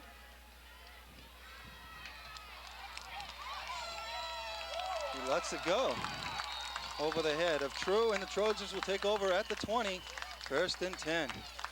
Nice strong leg by Mazziotti, getting that one over the head of True, and I think once Ryan realized that he was going to be catching that a la Willie Mays, he just let it go into the end zone and giving the Trojans the ball right at the 20. Yeah, they probably put him back there and said, if it's over your head, let it go, or he kind of fooled him on that kick. There is a nice steady breeze coming out of the south. Brings us our nice warm temperatures as we look over at the very pretty Hadlock Field off to one end zone. Deering Oaks and the I-95 off the other way. Yeah, they've really done a great job with this field. Of course, they will be hosting the Class A state championship at the end of this season, and tonight, UMaine taking on Buffalo. It's a beautiful field. It's probably the best field, overall, by far, the best field to play football in the state. Here comes Burgess. Give to True, and True's not getting much up the middle. He's stuffed for no gain. Bulldogs are ready for that. I think that straight power eye sometimes has a little too long to develop. Yeah, when you have a team defensively as quick as the Bulldogs, it doesn't take long for penetration. No gain on that play. And we look for the Trojans to mix it up here offensively. All right, Nasty splits out to the left. Mercy to the right, I formation. Burgess takes the snap, no, it's the option play. Here comes Burgess on the carry. He gets some room on the outside, and he's collared down close to the first down marker, but it's not enough for a first down, and it could be a face mask penalty as a yellow flag comes out once again. Excellent call, Jeff. I believe that the Bulldogs are going to be flagged for a face mask. Indeed they are, and once again, the penalty hurting the Bulldogs of Portland. Nice job by Burgess. I think this is the best that we have seen him this season. Run the option, tuck the ball under his arm, use that to his advantage. The only other thing that I would like to see at this point is for Ryan True to stay with the quarterback, allowing Burgess that third option down the field to still pitch the ball to him if needed. Exactly, because Burgess does a fine job of freezing the linebackers as he fakes to the fullback. They have got to respect Boudreau. They cannot take off to the outside. That gives Burgess that room to ramble around the end, and the 10th penalty on the Bulldogs today puts the Trojans at the 43-yard line, 1st and 10. The give this time is to Boudreau on the trap, and he only gets 2 yards this time. Slicing off to the right side. And I think right now the Trojan philosophy, Jeff, is we'll pound it inside. If you stop us, we'll go outside. And Normally, it's very tough for defense to stop a team that has a lot of offensive weapons. Well, if the Trojans can use the clock here and keep moving the football, they can wear down this front line. Here comes Burgess. Mercier outside. Here comes a toss to True. True's got a blocker, but he's stuffing it. Miles does a nice job of stuffing that on the outside. We have another flag on the play. True picks up maybe 2 yards on that as it was strung out nicely. And you know that one has to go against the Trojans. It's like we have dueling officials here on each sideline as we get the call coming against the Trojans this way. That's going to push the Trojans back to a 2nd down and long. Call it 2nd down and about 18. And a real fine job by the Portland defense that time, just stringing that out along the line, not allowing the Trojan front line to get any penetration and pushing them back, and really a play that was kind of slow to develop. These Bulldogs, Rick Miles, you have him listed here as a junior. I thought he was a sophomore. Paquette is a junior. They have a sophomore in Gillies, a junior in Ham, a junior in Rourke, and a sophomore in Florendina. And then in the secondary is all underclassmen except Fontaine. Burgess swings it out to Mercier. Mercier on a fine game, picks up across the 50-yard line to the 49. And Mercier there, this is another young player that we've been waiting to bust out of it. This kid has got some quick feet, Jeff. Just a sophomore, and definitely a threat to the outside. Once again, Burgess standing tall in the pocket, hitting Mercier out on the flat. Now a 3rd and about, well, a long 3. Thornton Academy right now, if they could get this close to that 1st down marker, you may see them gamble on 4th down. Well, they're in Bulldog territory, and they've got a good defense. The give is to Hetty Harris. He busts through. Tough running to the 35-yard line, 1st and 10. Always a good sign from the offense when you see downfield blocking. That time, Alex Harper, 10-plus yards down the field on a corner. Talk about a mismatch. You got a kid going 6'4", well over 200 pounds against a small corner. And Chad Hetty Harris, once again, accelerating through the hole very quickly to move the chains once again for the Trojans. You got to wonder why they don't key on the kid. He's come into the game every time, and he gets the football. Now they're in the big backfield again. Hetty Harris is out there. The give is to True. The power right side. True breaks out, and he's call it out there. Gain of only about 4. You have to remember, in a kid in Hetty Harris, he was banged up last week in the Biddeford game, and all week a little slow to practice, and was a question mark this afternoon. But I'll tell you what, here's another kid. We talk about Boudreaux. Chad Hetty Harris comes to play football every week, has been an integral part of that defense coming of age, and now you see him as an offensive threat here this afternoon. Quickness, definite quickness out of that middle of the backfield. True kind of limping a little bit. Mercier splits to the left. Stetson to the right. Burgess. The give is to Boudreaux. He's still on his feet, pounding through. Another 1st down. He's down to the 21-yard line. Good read by Burgess, seeing the hole there for Boudreaux, going with that first option. Very impressive drive thus far, and we've yet to reach inside that 20-yard line. And Thornton Academy really offensively doing a fine job up front. Could be the longevity factor for the Iron Man team, the Bulldogs. A lot of kids going both ways. Nasty split to the left. In the Twins is Mercy. Uh-oh, we have a loose ball. Burgess doesn't get on it. Well, somehow that ball popping loose, it didn't look like Burgess ever had it coming from the center, Chad Peralt. And very opportunistic of the Bulldogs to come up with that. Very costly for the Trojans after driving that football all the way down the field.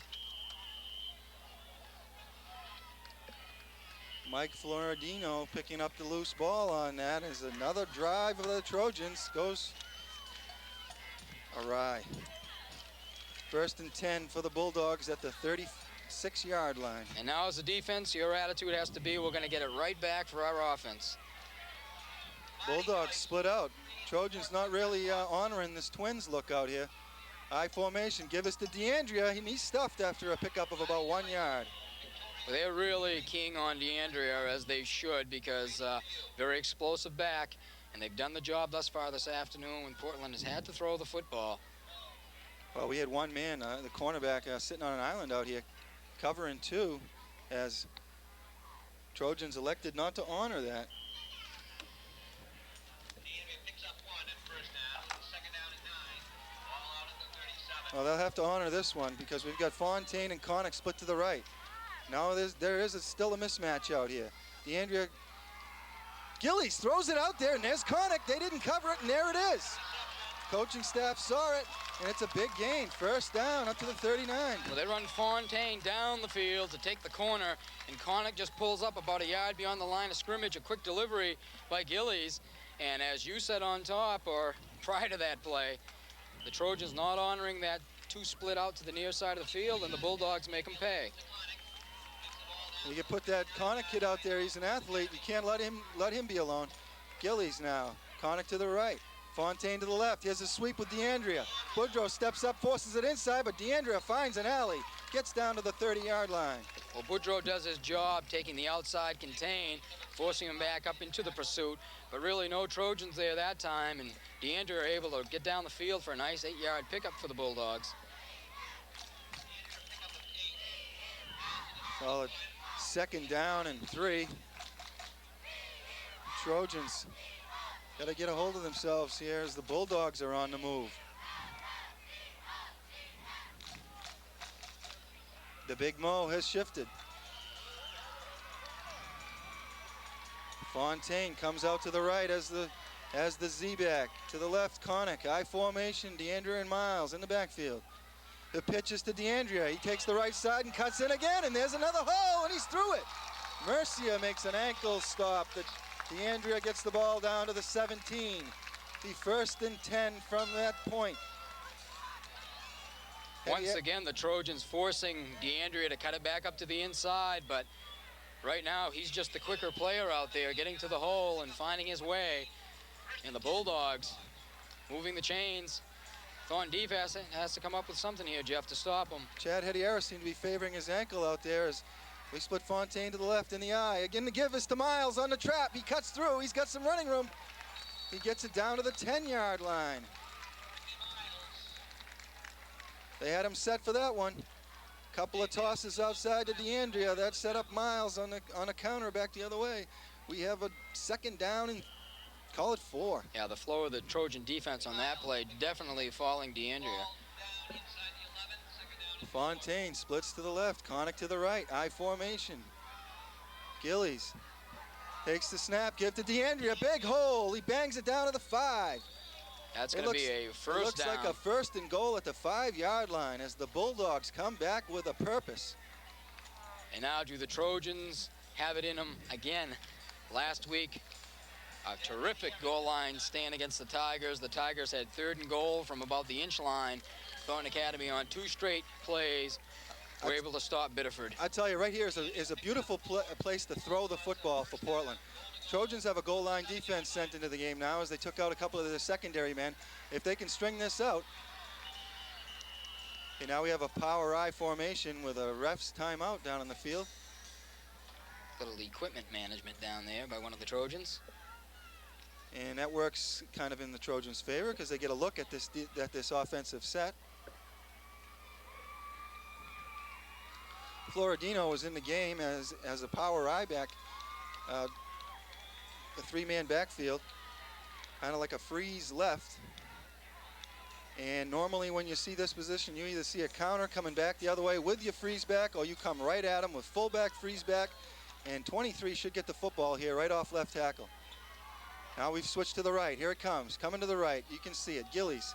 And here it is, DeAndrea to the right. The Trojans come up big and stuff it for a 4-yard loss. Ryan Thompson, Greg Lamar in there, as well as Chad Hedierra and Aaron Knox. Great penetration on that left side of the Thornton Academy defense. That was telegraphed. You could tell that the backs were coming right at them, and they met the challenge, came across the line and stuffed it. Now a little change in personnel from the Thornton Academy defense. Looking for a pass play here now, but the Bulldogs come back out into the power eye to the left. Freeze left, Gillies. Second down and goal from the 9. And he gives a counter back to Florentino, and he's down to the 5, but that's not enough. It'll be 3rd and goal from that point. Well, the Bulldogs get it back to the original line of scrimmage. just shy of the 5-yard line. Well, actually now, from our vantage point, we see it's about the 6.5-yard line.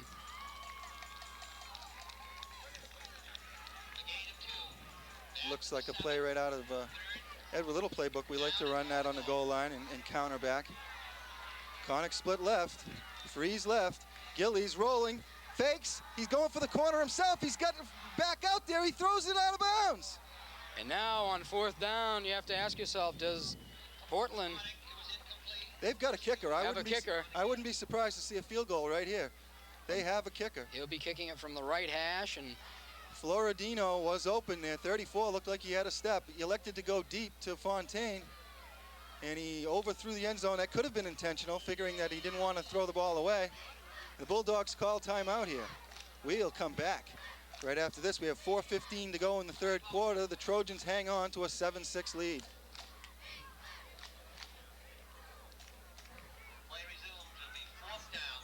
Goal to goal on the Portland Academy 7-yard line.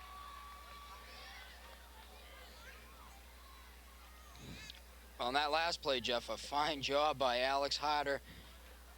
Not fooled by the play fake to the interior of the line, and he kept containment, kept those big arms up in the air, forcing Gillies to throw the ball out of the end zone. That is scary when you got a quick quarterback who gets outside, and you feel that he maybe does have the foot speed to beat your outside defensive end. And yes, did a fine job of forcing the pass, and the secondary backed it up by being with their men. He went for the corner of the end zone, a safe throw by means of not getting picked off, but it looked like he might have just done that on purpose to get it out of the end zone and come back at it 4th down. 4th down will be from the 7-yard line. Trojans being coached on the field. Water is out there. The Bulldogs on their sideline talking to Coach Mike Bailey. See what they come up with.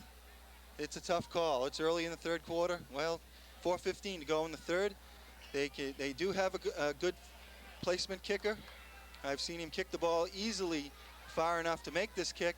It's a pressure kick, but it looks like they're going to come out and try to score.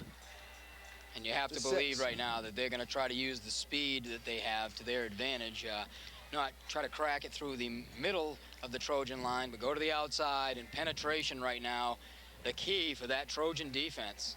Biggest play of the 2nd half so far, right here. 4th and goal. Bulldogs from the 7. 4:15 to go in the 3rd. 7-6 Trojans.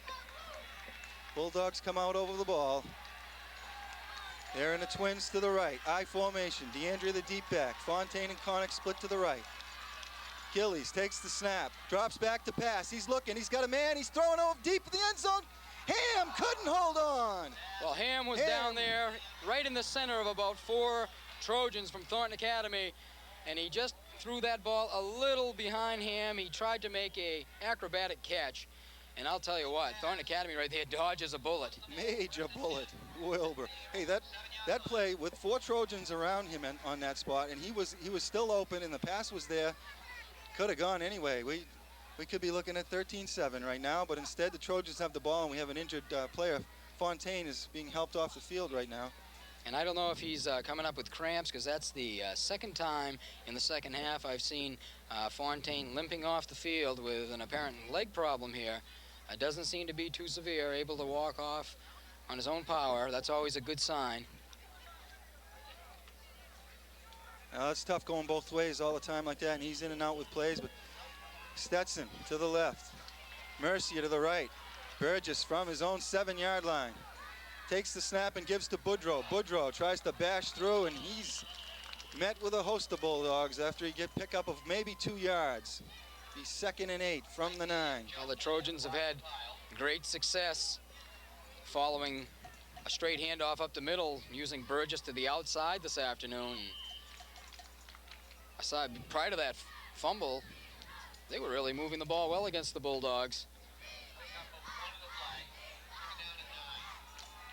All right, double tight formation, big backfield. Chad Hetty-Harris comes into the play. We got a flag, and it was Hetty-Harris to get the football as the whistle blows it dead. And it appears it's going to go against the Bulldogs.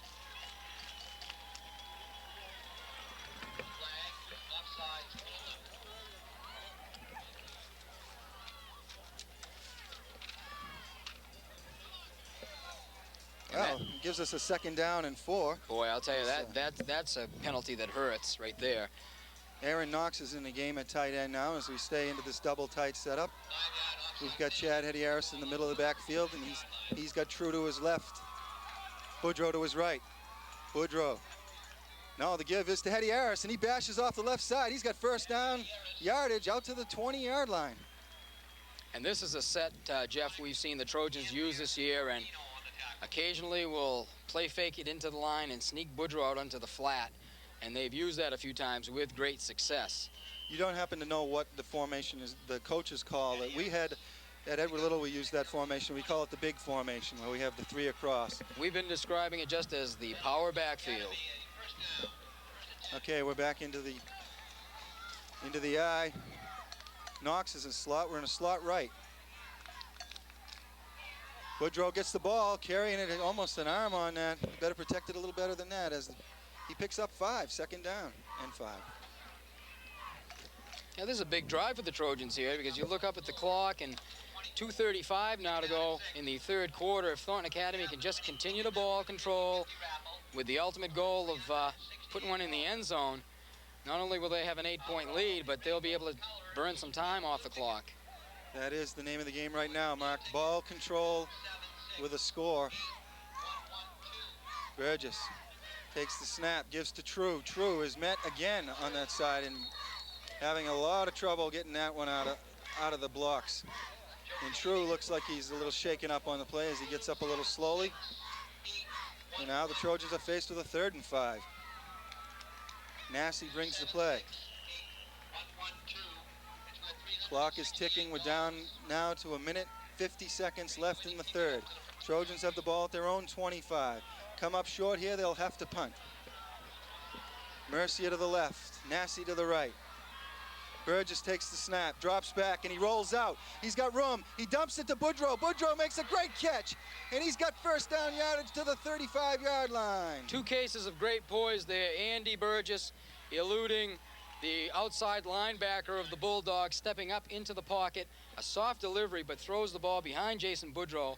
And not too often you see a fullback with nice soft hands able to control that ball and once again move the chains for Thornton Academy. Got his hands up, knocked it down, made the reception and the key of the whole thing, the 1st down. Trojans with a new set of chains at the 35.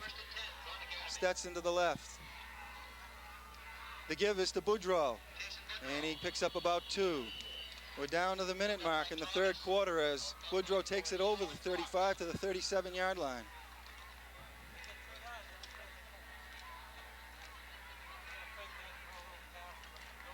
Yeah, right now, Jeff, you have to feel if Thornton Academy could be successful in the passing department here, it really helps spread things out and get that running game going. 2nd and 9. Burgess. He's going to throw it. He's got a curl pattern, and he hits Massey out there close to the chain, but it looks to be short. Just shy of that 1st down marker, right about the 45. And now we have a Bulldog down in the field, and this one doesn't look good. Holding the left leg. Floridino's holding his shin down there on the sideline. It looks to be where they're marking it is going to be about 3rd and very short. Just this side of the Trojan side of the 50-yard line.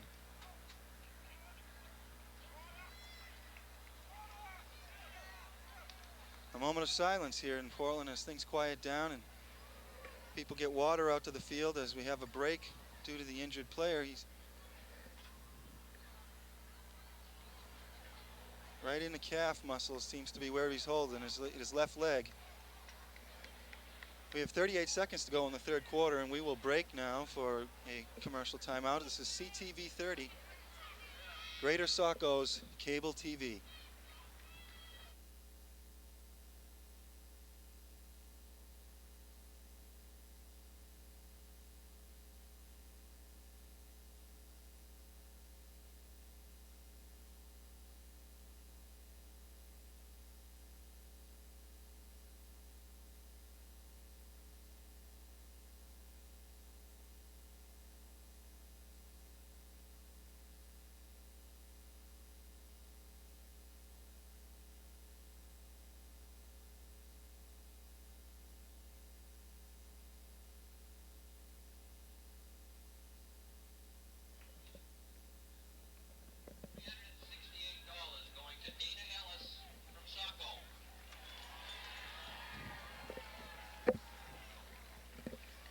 Well, we're back at Fitzpatrick Stadium. 38 seconds to go in the third quarter.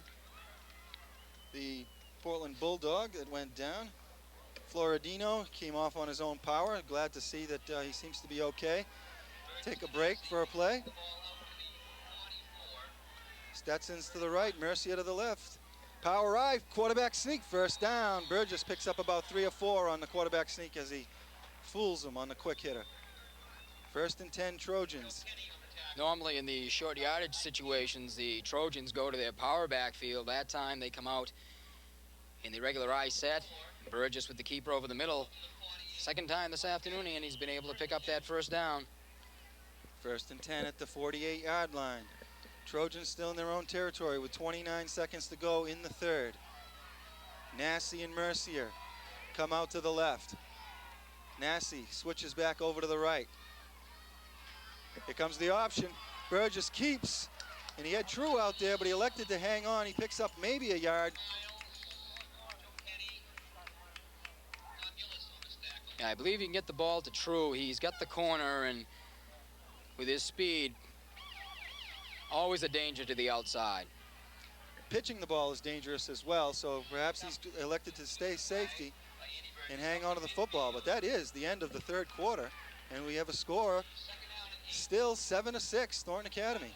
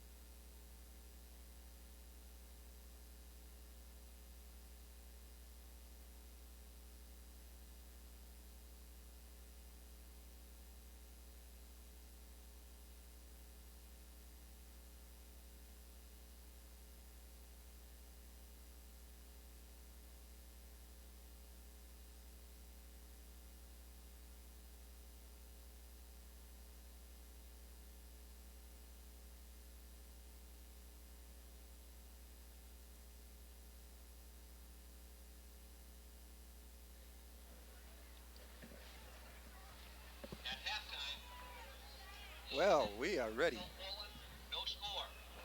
We just heard that there's a 0-0 score between South Portland and Lewiston around the league today, and we already heard that Biddeford had a 20-0 lead over Marshwood nearing the end of the first half. The only scores that we've heard so far. Neither one really a big surprise. Well, some people may be surprised at South Portland playing Lewiston to 0-0. I'm not. I'm not surprised it's close. I'm just surprised neither side has been able to break the end zone.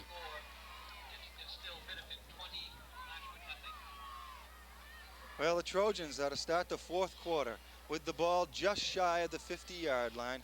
Stetson is split wide to the right, and they're going to huddle it back up as Coach Mike Bailey talks with Earl Goodwin and Don Allen.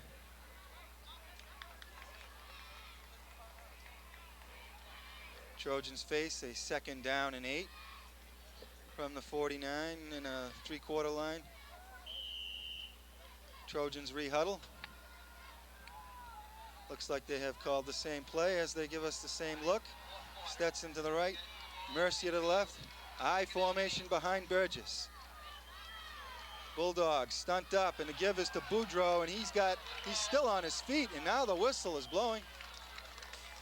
A lot of fight in that fullback, but the Bulldogs were ready, and that gives about a 3rd down, and call it 10 for the Trojans. No question on that play. Should have pulled the ball out from the fullback and cut it to the outside. The outside was definitely there for the Trojans. Now a 3rd and 9. You got to think they want to throw to Boudreau again. Here they come out in a trips formation. True's in the slot. Nassie and Mercier split wide. They fake the draw. Burgess sets up, throws. Oh, right through the hands of Nassie. A fine throw for first down yardage, but it just snapped through the receiver's hands. Well, no question. Burgess is getting the job done. Standing tall in the pocket. Once again, a nice pass. One that should have been caught. But now Thorne Academy will be forced to punt the football, and I believe it's the first time we're going to see them kick the ball away. And give these dangerous dogs a chance. The dangerous dogs have another chance to score on the Trojans. This is still anybody's football game. Burgess back to kick.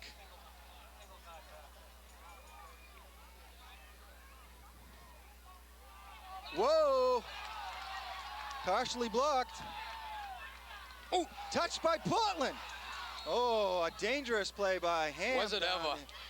Very dangerous. You want to get away from that. Ham did very risky, but the Bulldogs retain possession. They'll take over at the 38-yard line. Wow, that would have been a huge turnover right there. Trojan punt team bled on that one, just bleeding blue as the Bulldogs came through and made a serious bid to put that ball in the end zone the other way. Had that been blocked, they had the Trojans totally outmanned. Gillies starting from the 39. Pitches to DeAndrea. DeAndrea's got room outside. He breaks it outside. He's still loose. And he looks, he's close to the first down marker and thrown out of bounds on the far sideline. He paid for that carry there, Marc, as the Trojans really tossed him into their own bench area. They're going to go to DeAndrea to try and win or lose this game for them. He's been their big offensive weapon all year long. He's quick. And that brings up a 2nd and 1 from the 49-yard line. That's a nice passing down right here. It sure is. And I'm sure they know it, that they can let one go here, try to go to Connick. Or maybe Fontaine. Here comes Gillies. Now they elect to go right for it with Miles, but he didn't get it. He was stopped immediately. Chad Hadieris in on the stop along with Dave Nassi. Rick Miles. And also getting up on the bottom of the pile is the Barrel. Great job by the Trojans there, and they've been tough in the middle of that defensive line all season. We're looking at a 3rd down and 1 from the 49. Bulldogs split out Connick to the left. Fontaine to the right. Power I backfield. Here comes Givers to DeAndre. He lost the football, and the Trojans have it at the 49. My goodness, has this been a momentum swing all afternoon, back and forth. DeAndrea did not get that handoff. Kind of looked like it got him on the hip. It dropped on the ground. 2 Trojans. I didn't get the Trojan who pounced on the football. Big play.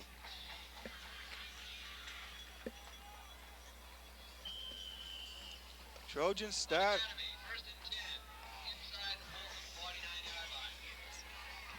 Trojans pick up about 4 yards further than where they left off. Burgess takes the snap. The give is to True. True kind of running, kind of trying to pick his way through there, and he picks up maybe a yard. Stuffed by Ham.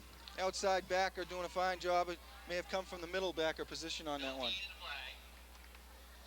In the 4-4, he's one of the men in the middle. He's played an outstanding game on both sides of the ball. Tight end, middle linebacker.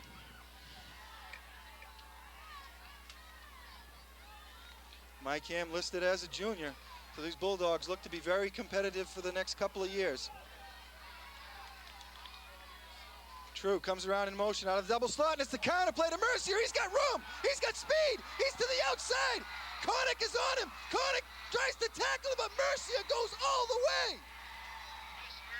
48 yards, folks. We've been waiting to see the ball get in the hands of Chris Mercier. For that reason, you see the quickness. Beautiful call by the Trojans. Little counter fake to the fullback. At Mercier going against the grain.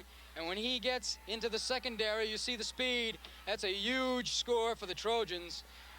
You can't teach speed. They sent True in motion out of the double slot, came back with a wing counter, and he went right all the way, took that seam on the left side, just like you draw it up on the board. Big PAT here, Jeff. The Trojans can put the Bulldogs down by 8 points now. Ball is down and kicked up through. Big one for the That's big. Sophomore. That's a big kick. And now it really puts the pressure on the Bulldogs. 14-6 score. Brazilovic, the sophomore, who's come on the second half of this season to do the kicking for the Trojans and has really done a fine job drilling the uprights once again. It's all concentration and ice water veins. He kept his head down, didn't look up. That's not as easy as it looks out there, popping that through. Get the snap down, the Trojans execute. And it's 14-6 just like that with 9 minutes to go. But of course, the Bulldogs, ever dangerous with speed. This one is far from in the bank. Well, when you've got a young man by the name of DeAndrea in your backfield with that type of speed, this game is never over. Beautiful day for football here. As Southern Maine continues on its merry way out on 295, constant traffic. The Trojans here at the stadium have now taken the lead with 9:07 to go in the fourth quarter, 14-6.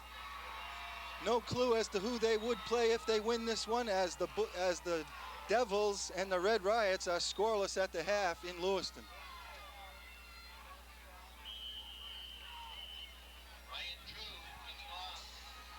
Shallow kick comes down and it drops, and DeAndrea catches it at his leg, and he breaks through. He's got a seam. He's got one man to beat. He's still in bounds. He's still in bounds and dragged out of bounds. Joe Boivai on a big play gets DeAndrea at the 30 in a touchdown saving tackle. 8:57 to go in the fourth, and the Bulldogs have the ball in Trojan territory at the 31. And now we'll see if that Trojan defense can come up big again. You oftentimes see, Jeff, when a player comes up, makes a game-saving or a touchdown-saving tackle, the defense then is able to walk onto the field and stop the opposing offense. Ball gets spotted at the 32-yard line. Bulldogs take over 1st and 10. Connick split to the left, Fontaine to the right. Power eye backfield. Here it comes. It's a pass play. Gillies throws out to Ham, just overthrown. Ham was loose in the flat. That play had some potential. First down yardage or maybe more. And the reason he had to throw the football, a couple of Trojans, Jason Boudreau, Alex Harper in the backfield, great penetration once again, making him throw that ball out on the flat. Ham was open, but that's what pressuring the quarterback will do for you. It's an excellent first down play to try to get your tight end on the arrow pattern. He was there. 2nd and 10. Gillies pitches to DeAndrea. DeAndrea's got the corner. He's got more. He's outside. They're waiting for him, and he gets stuffed out of bounds at about the 16-yard line. We'll see where they spotted it. It's a first down, Bulldogs. Nice head fake by DeAndrea when he got about to the 30. Couple of Thornton defensive players biting on that move, and then with the acceleration, breaks it to the outside and picks up a first down for the Bulldogs. Now they have the ball in the inside the 20, and let's see their efficiency inside the 20. He's a heck of a back, and he's only a junior. Exciting This ball is the carrier. Youngest backfield I've ever seen that can move like this. 8:44 to go in the fourth. 1st and 10, they mark it at the 18. Gillies drops back to throw. He's got Ham wide open. It's just over his reach. Deep in the end zone, they went to Ham. Nothing fancy. Ham straight down the field off play action. Little play action. They sent the tight end on the seam pattern. He had 2 steps on his defender. And it comes up for naught. We will have 2nd and 10. Good coverage, though, by the Trojans, forcing Gillies to throw the ball deep. Nothing up short. 2nd and 10 from the 18. The Bulldogs, with purpose, come back out. Ham is tight on the left side. Fontaine split left. Connick to the right. Here comes the pitch to DeAndrea. He looks to take it inside. He does. He finds a gap, but he doesn't get very far as the Trojans string it out. And that combination to this side has been tough for the Trojans all afternoon. Boudreau forcing the cut back to the inside. Jake DeRocha there for the big hit for the Trojans. And now Portland's going to face a 3rd and 5. Fine momentum by DeAndrea as he got stuffed, and he still bounced forward for a couple more yards. That gives us this 3rd and 5 situation. 14-6, just about the 8-minute mark. We got a twins to the left. Connick and Fontaine right here. Fontaine comes in motion towards Ham. Passes the tight end block, and we go to DeAndrea again. He's going outside, but a big play out there. The Trojans stuff it for a 6-yard loss. Aaron Knox, double team to the outside, would not be blocked down. Great play by Knox, and able to hold on to DeAndrea, throw him down to the ground for a 7-yard loss. And now the Bulldogs at the 20. That is your job description for your defensive end. Stuff that play, take away the outside, and make the big stop when it counts. He got down low, Jeff, and wouldn't let the ball carrier or the blocking back coming out of the backfield get to his legs. Great job by Aaron Knox. Yes, indeed, and we have now about a 4th down and 12 from the 20-yard line. Bulldogs have Connick to the left, Fontaine to the right. The pitch, and here we got a reverse on. Connick is a... And he throws it to a wide open Fontaine for 6. Double reverse pass to the Z-back. Fontaine all alone in the end zone. Connick, the quarterback. You know it. He can throw it. And Beautiful call. We have now got a 14-12 ball game. A 2-point conversion can tie it up. Hey, that was a well-designed play. Obviously, had everybody fooled. Well, you could see reverse a mile away. What you didn't put together was that kid would pull up and throw it, and he did. And Fontaine was wide open. 6 points. They can tie it with a 2-point conversion right here. A big call for the coach. The Bulldogs come out. Double tight, split out to the right. Gillies, the pitch. DeAndrea throws one up, and it's knocked down in the end zone. The Trojans hold on with 7 minutes and 6 seconds to go in the 4th quarter. The Trojans deny the Bulldogs 14-12.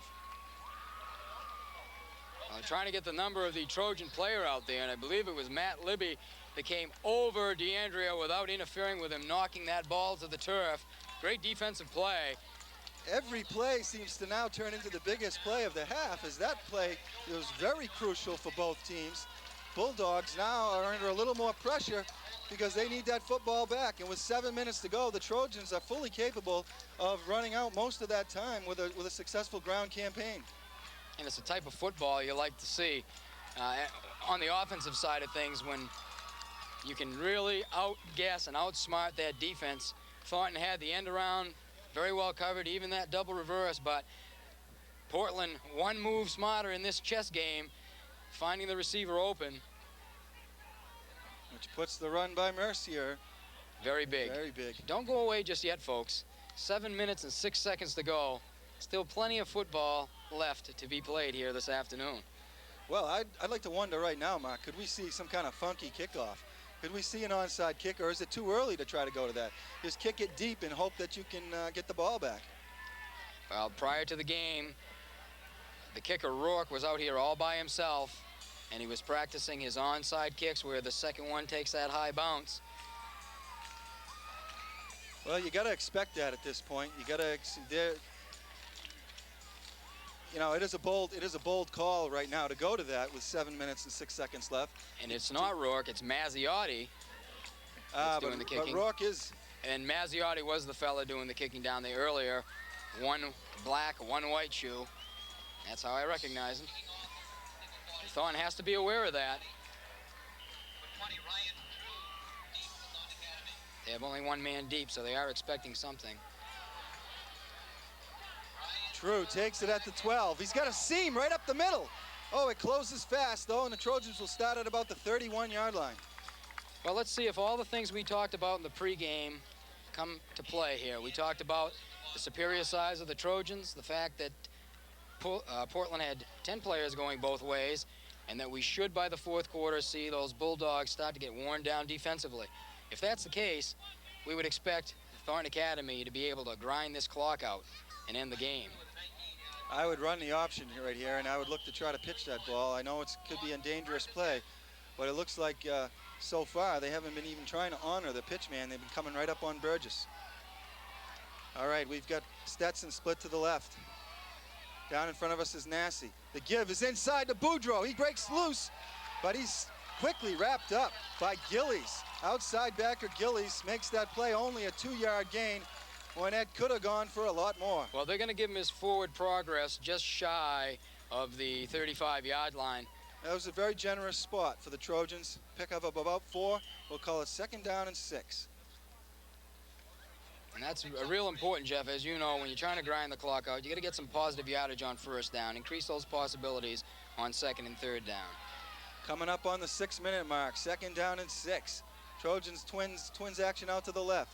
Burgess gives to True. They fold it down, and True gets your 1st down yardage up to the 42. The Trojans pulled Fisk from the guard position down the line, kick out the defensive end, and True just follows the hole right up the middle. 1st down for the Trojans, and more importantly, just 6:03 left on the clock. 1st down and 10. Trojans on their own 42. Stetson brings in the play to Burgess. Clock is ticking. Jason Drew picks up a 1st down at the 42. Burgess comes out over the ball. We have Mercier split to the right. The give is to Boudreau right up the middle, and he pounds forward for 2 or 3. Clock continues to tick. 5.5 minutes to go.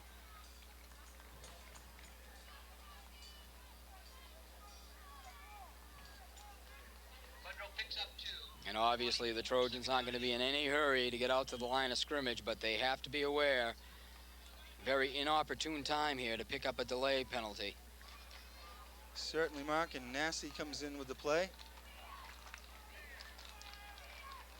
Burgess calls.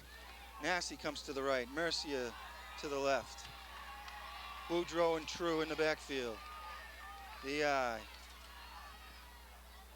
Burgess pitches to True. True's got some room on the left side. Cuts it inside. There was a flag on the play as True falls forward for about a 4-yard gain. And I'll tell you, I believe they're going to call clipping on this call on the Trojans. Oh, holding. All right, because I was going to say, if it was clipping, the linebacker turned his back to Boudreau as Boudreau went to blocking, so I was hoping that wouldn't be the call. And costly from the standpoint of not only backing the Trojans up, but if they want to move the chains, they may have to go to the air. And on an incompletion, that will certainly benefit Portland, keeping all their timeouts in the bank. Anytime you throw that ball into the Portland secondary, there is speed back there that can make a big play, turn the game around for you. You really got to be careful. 2nd down and 17. Trojans make a switch here. Looks like Hetty Harris has entered the ball game. So we'll give us a 3-man backfield with Nassi out to the right. Stetson to the left. It's a fake play action. Throw is to True, but it's thrown out of bounds down the left sideline. And now we'll have 3rd down and long. Ran out of room down there on that left sideline. There wasn't a lot of room. Burgess may have thrown that out of bounds on purpose because True did have a man breathing down his neck as Connick was right there. And now with the ball located on the left hash mark at the 35-yard line, it'd be wise for the Trojans to go to the near side of the field, give their receivers more room to find a seam, come up with a big 3rd down conversion. Okay, with trips right. Look for the fullback trap or maybe the throw to the fullback. Mercier and Stetson take it deep. It's thrown deep. Stetson's open. He's got it. A big throw and catch by the Trojans. Takes it down to the 23-yard line. Stetson was wide open early. Fontaine picked him up, but it was too late. The throw was there. And let me tell you, Stetson was waving that right hand a mile a minute, trying to get the attention of Burgess. Burgess, after play action, rolls out, has Fisk, the pulling guard, in front of him, delivers the ball down the field, Jeff. Big 1st down for the Trojans. Biggest play on their part in this ball game because they really needed that 1st down. Now we're at 1st and 10 at the 24. Burgess over the ball, still in the big backfield. The give is to Hetty Harris. He busts through for about 5. Positive 1st yard, 1st down gain. Once again, Hetty Harris, quick to scoot through the hole. And you'd expect here, if the Trojans pick up another 1st down, the Bulldogs are going to have to start thinking timeout. Getting close to the 3.5-minute mark as the Trojans have the ball in the 19. Still in the big backfield here, 3 across. Nassi to the right. The give is to Boudreaux on the counter. He's got room. He's running through there. He's still on his feet. He's down to about the 1-yard line. Stetson comes up with a huge block to the outside on Portland's corner, Fontaine. That allows Boudreaux to cut it up to the inside. Fine job by the Trojans up front. Terrific job by Stetson to the outside. Well, if the Trojans do score here, Marc, that PAT becomes a very, very, very big point, because the touchdown puts them up 20-12. Certainly reachable with a touchdown and 2-point conversion. So that one more point, if they score, becomes a very, very big point indeed. Puts it out of reach. Basically 2 scores, and when you'd be looking under 3 minutes to play in the game, that'd be tough to do. Certainly, from what we've seen this afternoon and in high school football, never out of the reach. I mean, you hate to play around with a potential touchdown here, but a 2 or 3 play touchdown scoring drive is really kind of sweet. Yeah, because it benefits you in 2 different ways. You get the score on the board, obviously, but you take some time off the clock, a little clock maintenance. Or if Portland would elect to burn timeouts, either way, it's advantageous for Thornton Academy. But certainly if they break the plane to the goal line on first down, I will not complain. The only way I would play with that one is with a quarterback sneak right here. And go with a quarterback sneak and try to get some forward yardage out of that, and then come back on second down and try to bash it through. Maybe you force a timeout if you go with a quarterback sneak here and you don't score. Portland may have to, think about that. But what's happened with this offensive team so far this year, I'm sure Thornton Academy is going to stay aggressive in this situation and try to push it through, because they have had their problems down deep getting the ball in the end zone.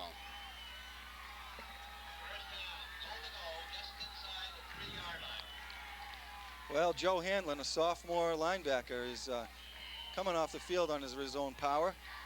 Banged up on the last play. First and goal from the 2. There's the quarterback sneak. Burgess, he's close. Depends on the spot. Looks just shy. The clock is ticking.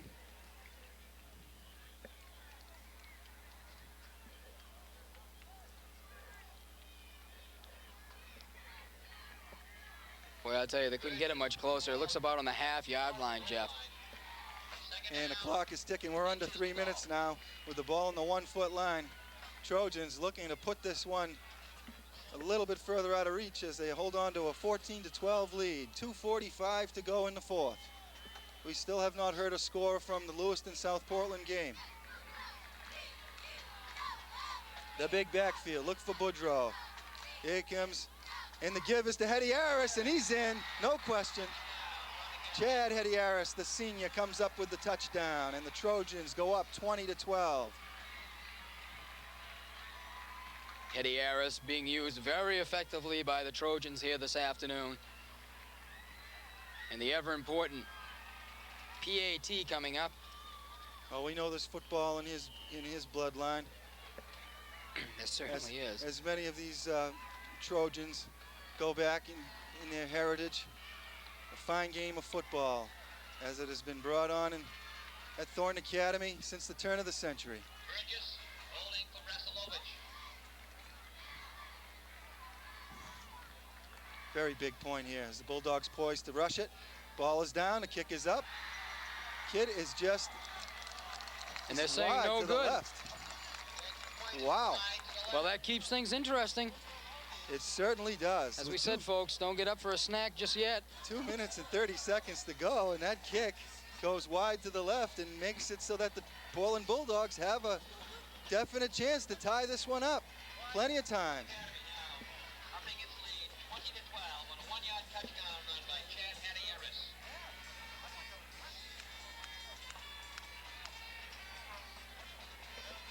Well, no matter what that scoreboard says, in 2 minutes and 31 seconds, we've had one heck of a football game here today, and one team is going to have to end their season. But if it's the Bulldogs, they still have that end of the season clash with Deering. And right now, so they still have something to look forward to no matter what the outcome. And under no circumstances do I kick the ball to DeAndrea in this situation. I either pooch it down, squib it, kick it to the outsides. You're not going to let the best player on the other team beat you in this situation. And after what he did on the last kickoff, I'd put it on the ground and try to kick it as hard as I could right at that front line and make something happen. And if it scoots through, then good. We're down there to cover it because it's going to be a hard ball to handle. And I'm sure that's what you'll see the Trojans do, is keep it out of the hands of DeAndrea. Because even though the Trojans have the wind at their backs right now, and it is a nice steady breeze, we haven't seen a deep kick out of them yet. And DeAndrea last time did the smart thing when he saw the ball was going to fall short. He came well up and caught that football on the fly and was really able to take that momentum. Well, True gets the kick, and he kicks it low. And there's the kick, and Fontaine takes it. And he's looking around, and he starts up the middle, and he breaks out to the left side. He's got some running room. And there's a turn, and he still has the football, but he's wrapped up right there and knocked out of bounds. But a good return out to the 45-yard line, where with 2:22, the Bulldogs take over with great field position. Well, it's a good thing Chris Mercier was heads up on that play, because all the Trojans got sucked in when they saw Fontaine kind of toe-tapping back there, and he broke it to the outside, and Mercier, as we've seen him do quite often this year, forces him back to the inside and stops him from getting a huge gain. Yes, Fontaine did a nice job of letting his blockers get up in front of him. And now Fontaine and Connick split to the right. Gillies takes the snap and drops back to throw. He's looking, it's batted down, it's picked off! It's picked off! Alex Harper! You gotta be loving it, Jeff. Blocked on the left side. Had to be Knox, I'm not sure. I think Knox got the mid up on the left side, and then Harper sees the ball in the air. You gotta believe his eyes were as big as basketballs when he realized he could come up with that pick, and his baby is gonna be over. Well, from the indication of the Portland sideline, a lot of people are scurrying to beat the traffic now as they see that big play turn things around on first down. After a fine kick return by Fontaine, the Bulldogs go to the air. The pass is batted for an interception. Trojans have the football at the 8-yard line. All they have to do is run 4 plays here. The big backfield is in. Trojans got people running in and out. They had motion on that play. They should have called a timeout there. Well, they were a little late getting, I believe they wanted to go to the 2 tight end set. I didn't have the right personnel and someone running onto the field late. Aaron Knox was coming in and he was running forward. All he had to do was line up and get to the line of scrimmage and line up, but he kept on running towards the line. Burgess didn't notice it, and they'll push him back on this. Coach Agresti a little upset that things weren't noticed on that play, that they didn't notice. And you can't fault Knox on that. He was so pumped up as to the big defensive play he had just made. Down on the sidelines, high-fiving everybody. And I think what Coach Agresti is most upset about is that when you're in the huddle as a QB, you have to notice that you don't have enough personnel onto the field. Right, and Thornton has called a timeout here. We have 2 minutes and 8 seconds to go. The Trojans hold a 20-12 lead, and they have the football on the 14-yard line. CTV 30. We're back after this.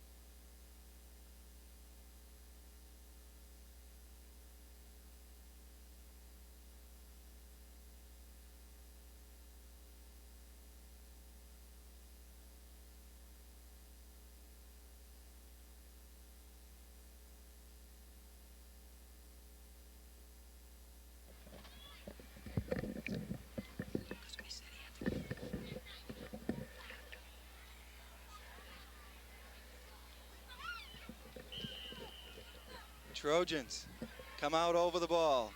They've got it at about the 14-yard line. We're looking at 1st and goal. The give is to hit. No, Burgess hangs on, but barrels down the right side. He gets it down to about the 6-yard line. A nice pickup, and the clock breaks the 2-minute marker. And we'll have about a 2nd and goal from about the 6, depending on where the spot, perhaps a 7. Smart offense, just keeping the football on the ground, obviously, and keeping it on the playing field. That's all the Trojans need to do right now. They don't have to score. They know that they just got to keep running the football. They've got three. This is 4-down territory. They got 3 more cracks at it right here. Certainly would like to add that insurance score. Burgess takes the snap. The give is to Hetty Harris. He's got room. He bashes through. He's still on his feet. He's pounding. He got in. He got in with the football, but they may pull him back. Oh, give it to him again. He got down to the 1-foot line. My Great goodness. second effort. I'll tell you what. They stopped the clock with 1 minute and 7 seconds to go. Timeout blue. It looked from here, of course, we're a lot further away, like he dove over and got the ball over, but apparently official right on top of the call must have had a knee down, and as you know, when the knee goes down, wherever the ball is, folks, unless, of course, did you watch the Giants last week? The ball only barely got over the goal line, so where they are spotting the ball could not be where his knees were, because they've got it at the 1-foot line. But however, Trojans will have 3rd and goal from the 1-foot line with 1 minute and 3 seconds to go. We are Socko's Cable. We are following Trojan football. The winning tradition appears to be continuing till next week. If the Lewiston Blue Devils beat the Red Riots, the Trojans will go to Lewiston, where they've had a lot of success over the years. If the Riots upset the Devils, the Trojans will be home at Hill Stadium next week. Well, we stated we liked the bracket Thornton Academy drew, and isn't it interesting? You walk off the field last week and you say, gee, a disappointing loss to the Tigers, and then you see the seeds and you say, you know, the Trojans, although all the teams are tough, really came out of this pretty good. They match up well against Portland. I believe they're going to match up real well against Lewiston, and it forces the Tigers and the Massabesic Mustangs to play some physical football along the way. And the Trojans, if they're lucky enough to get things done here this afternoon and next week, won't have to face those teams until the Western Final. Exactly. And the Portland Bulldogs, I believe this is their lowest offensive output of the year so far that any team has held them. Coming in at 6-2. A very quick, young team. The Portland Bulldogs will be back. Burgess takes it over for the touchdown. With 1 minute and 1 second to go in the football contest, Andy Burgess takes the quarterback sneak over. 26-12 Thornton. The Trojans will line up and try to kick another PAT. 2 for 3 on the afternoon. Well, you know, a lot of the Thornton faithful have been really saying we're waiting for the Trojans to break out of it. A lot of character by the Trojans here this afternoon, falling behind early 6-0, kept their poise, stuck to the game plan, executed, and are going to come away with a W. We said up front, as if it remained a close game, that would favor the Trojans in the long run. Another kick, and it just pooches over, it looks like, from here. Ball, partially blocked, I believe. Ball gets over the crossbar and under the truck. And the Trojans take a 27-12 lead, 1 minute, 1 second left. The Portland faithful begin to file out.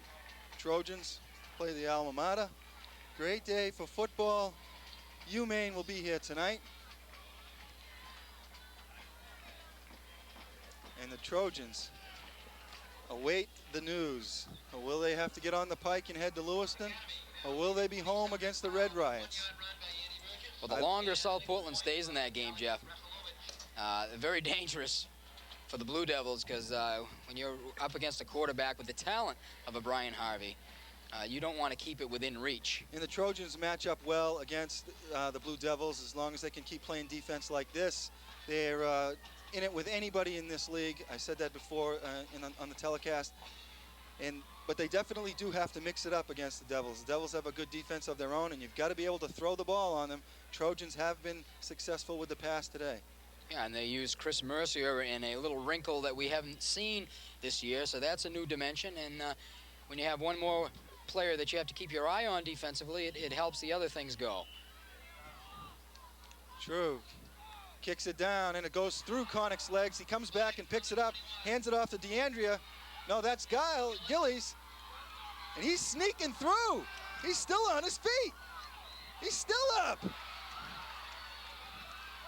And he's still on his feet. It's unbelievable. Nobody wants to tackle the kid. Look at this. Well, I'll tell you what. That took a lot of time off the clock, but it shows a fine effort by the sophomore Gillies. The people who have already head for the parking lot missed one of the finest runs of the day. And if you would ask me how I would define arm tackling, take a look out there, folks. What a job by Gillies. Just when you thought he was going to go down, he spins off another tackle, shreds that, and he keeps going. Yeah, and you gotta be wondering on the TA sideline, say, hey, we don't stop hitting people till the horn goes off, but guys. Here we go. The sophomore quarterback comes over the ball. He's got Connick to the left. He drops back to throw, looking for Connick in the end zone. He throws it up, and it's picked off right there in the end zone by Mercia. A nice play, and with 16 seconds left, the Trojans get the ball back to kneel on it. Chris Mercia has had himself a fine afternoon, a long touchdown run, comes up with a pick. He's a gamer, a big play man as he steps up to get the job done. And it's going to be a tough call.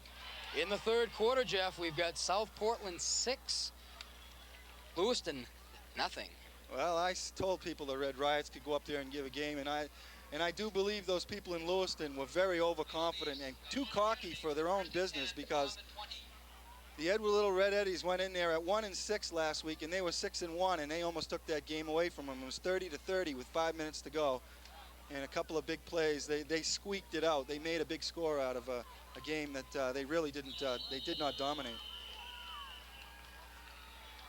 Well, that should do it here, Jeff.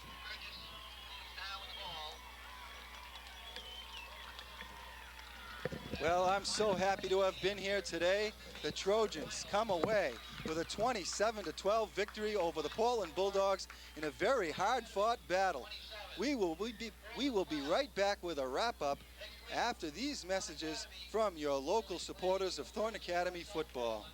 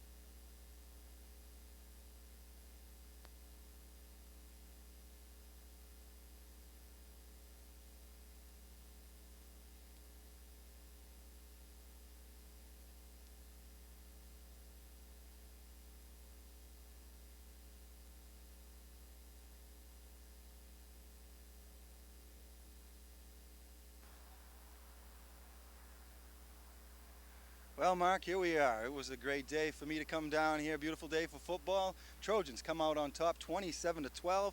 They move on. Right now, it looks like the South Portland Red Riots will be their opponent at Hill Stadium next week. Mark, your thoughts on the gut bomb and gutsy players and all that this afternoon? Well, first of all, Jeff, I think it has to be mentioned. As a team, the way the last 2 weeks unfolded and then being down by a touchdown after getting so close offensively, I think the entire team deserves credit for hanging in there, staying together, and playing a great football game. But on the offensive side of the ball, I think we both agreed up top for the Trojans to be effective this afternoon. They had to have a big day from Andy Burgess. Although Andy was just 4 of 16, he had over 138 yards, had some big strikes, did a great job of running that offense, carrying the football in the option. So on the offensive side of the ball, the gutsy player goes to Andy Burgess. Yes, Mark, a lot of his passes that went awry were on the numbers, are right there. Trojans were unable to come up with them, but he led the team today. He did a couple of quarterback sneaks for big plays, touchdowns, and first down yardage. And yes, they needed that to turn that around. He did a heck of a job. How about defensively, Mark? Defensively, this was a tough one. We had a lot of kids that really came up big. But at the end of the game, on one play, he was double-teamed, forced it back to the inside, sacked DeAndrea back there for a loss, and then at the end of the game, got the big hand up there and batted the ball down. We like Aaron Knox. He's been doing a great job this season and had a tremendous defensive effort here this afternoon. Yeah, what an assist on that play as Knox gets up high, slaps the ball, goes way into the air. Harper picks it off. That iced it for the Bulldogs. Trojans came up with big turnovers down the stretch. They played an excellent defensive game, except for about 4 or 5 different plays throughout the game. The rest of the day was just superb. Linebacking, Boudreaux, Hedieris, they were tough all day. Trojans look to be tough next week. And I know traditionally we only give 2 gut bombs for 2 gutsy performers, but I feel there's a third one in order here this afternoon. I'm sure we both agree there's one player that just can't be denied, and that is Chad Hedieris on both sides of the ball. Did a great job running out of the backfield, tremendous defense, and Wags, I'll be in this week to pay for that one. The sandwich is on me. Fantastic job by Chad Hedieris. Nice call, Mark. Yes, indeed. Every time Chad came into that 3-back look, got the ball, made some fine, gutsy runs in there, and just kept on coming, and it looked like he got the ball in for that last touchdown. They didn't give it to him. Trojans ran off more time on the clock and scored anyway. Just a great day for football. Next week, the Trojans will be back at you. Again, if Lewiston finds a way to pick off South Portland today, which it doesn't look like it happened, the Trojans would go to Lewiston. Other than that, they'll be home against the South Portland Red Riots, a team they've beaten already this year. We are going to go right now to Tony Ryan and his statistics to wrap this one up. Tony, Well, go ahead. basically, Burgess had a pretty good day today. He was 4 for 16 for 137 yards, and the rushing was good for Thornton. They had a total of about 266 yards, and the main contributors to that was Burgess and Boudreaux, both coming up with tremendous runs, and then True had a good game, and altogether about 403 yards total, which for the last 3 weeks they hadn't really got any offensive production. So this is a big game for them because going into next week they'll be playing either South Portland or Lewiston, both having great defenses.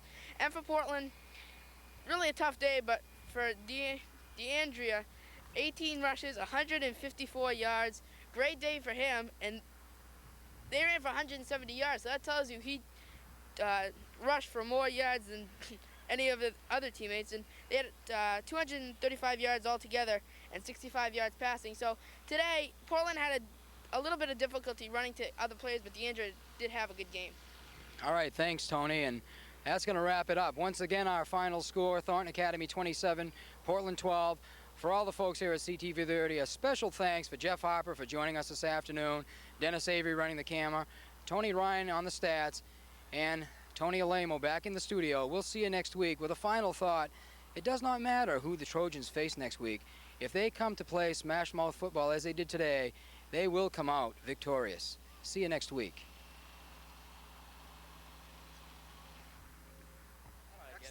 That ought to be the kid. That ought to get the kids stroked up.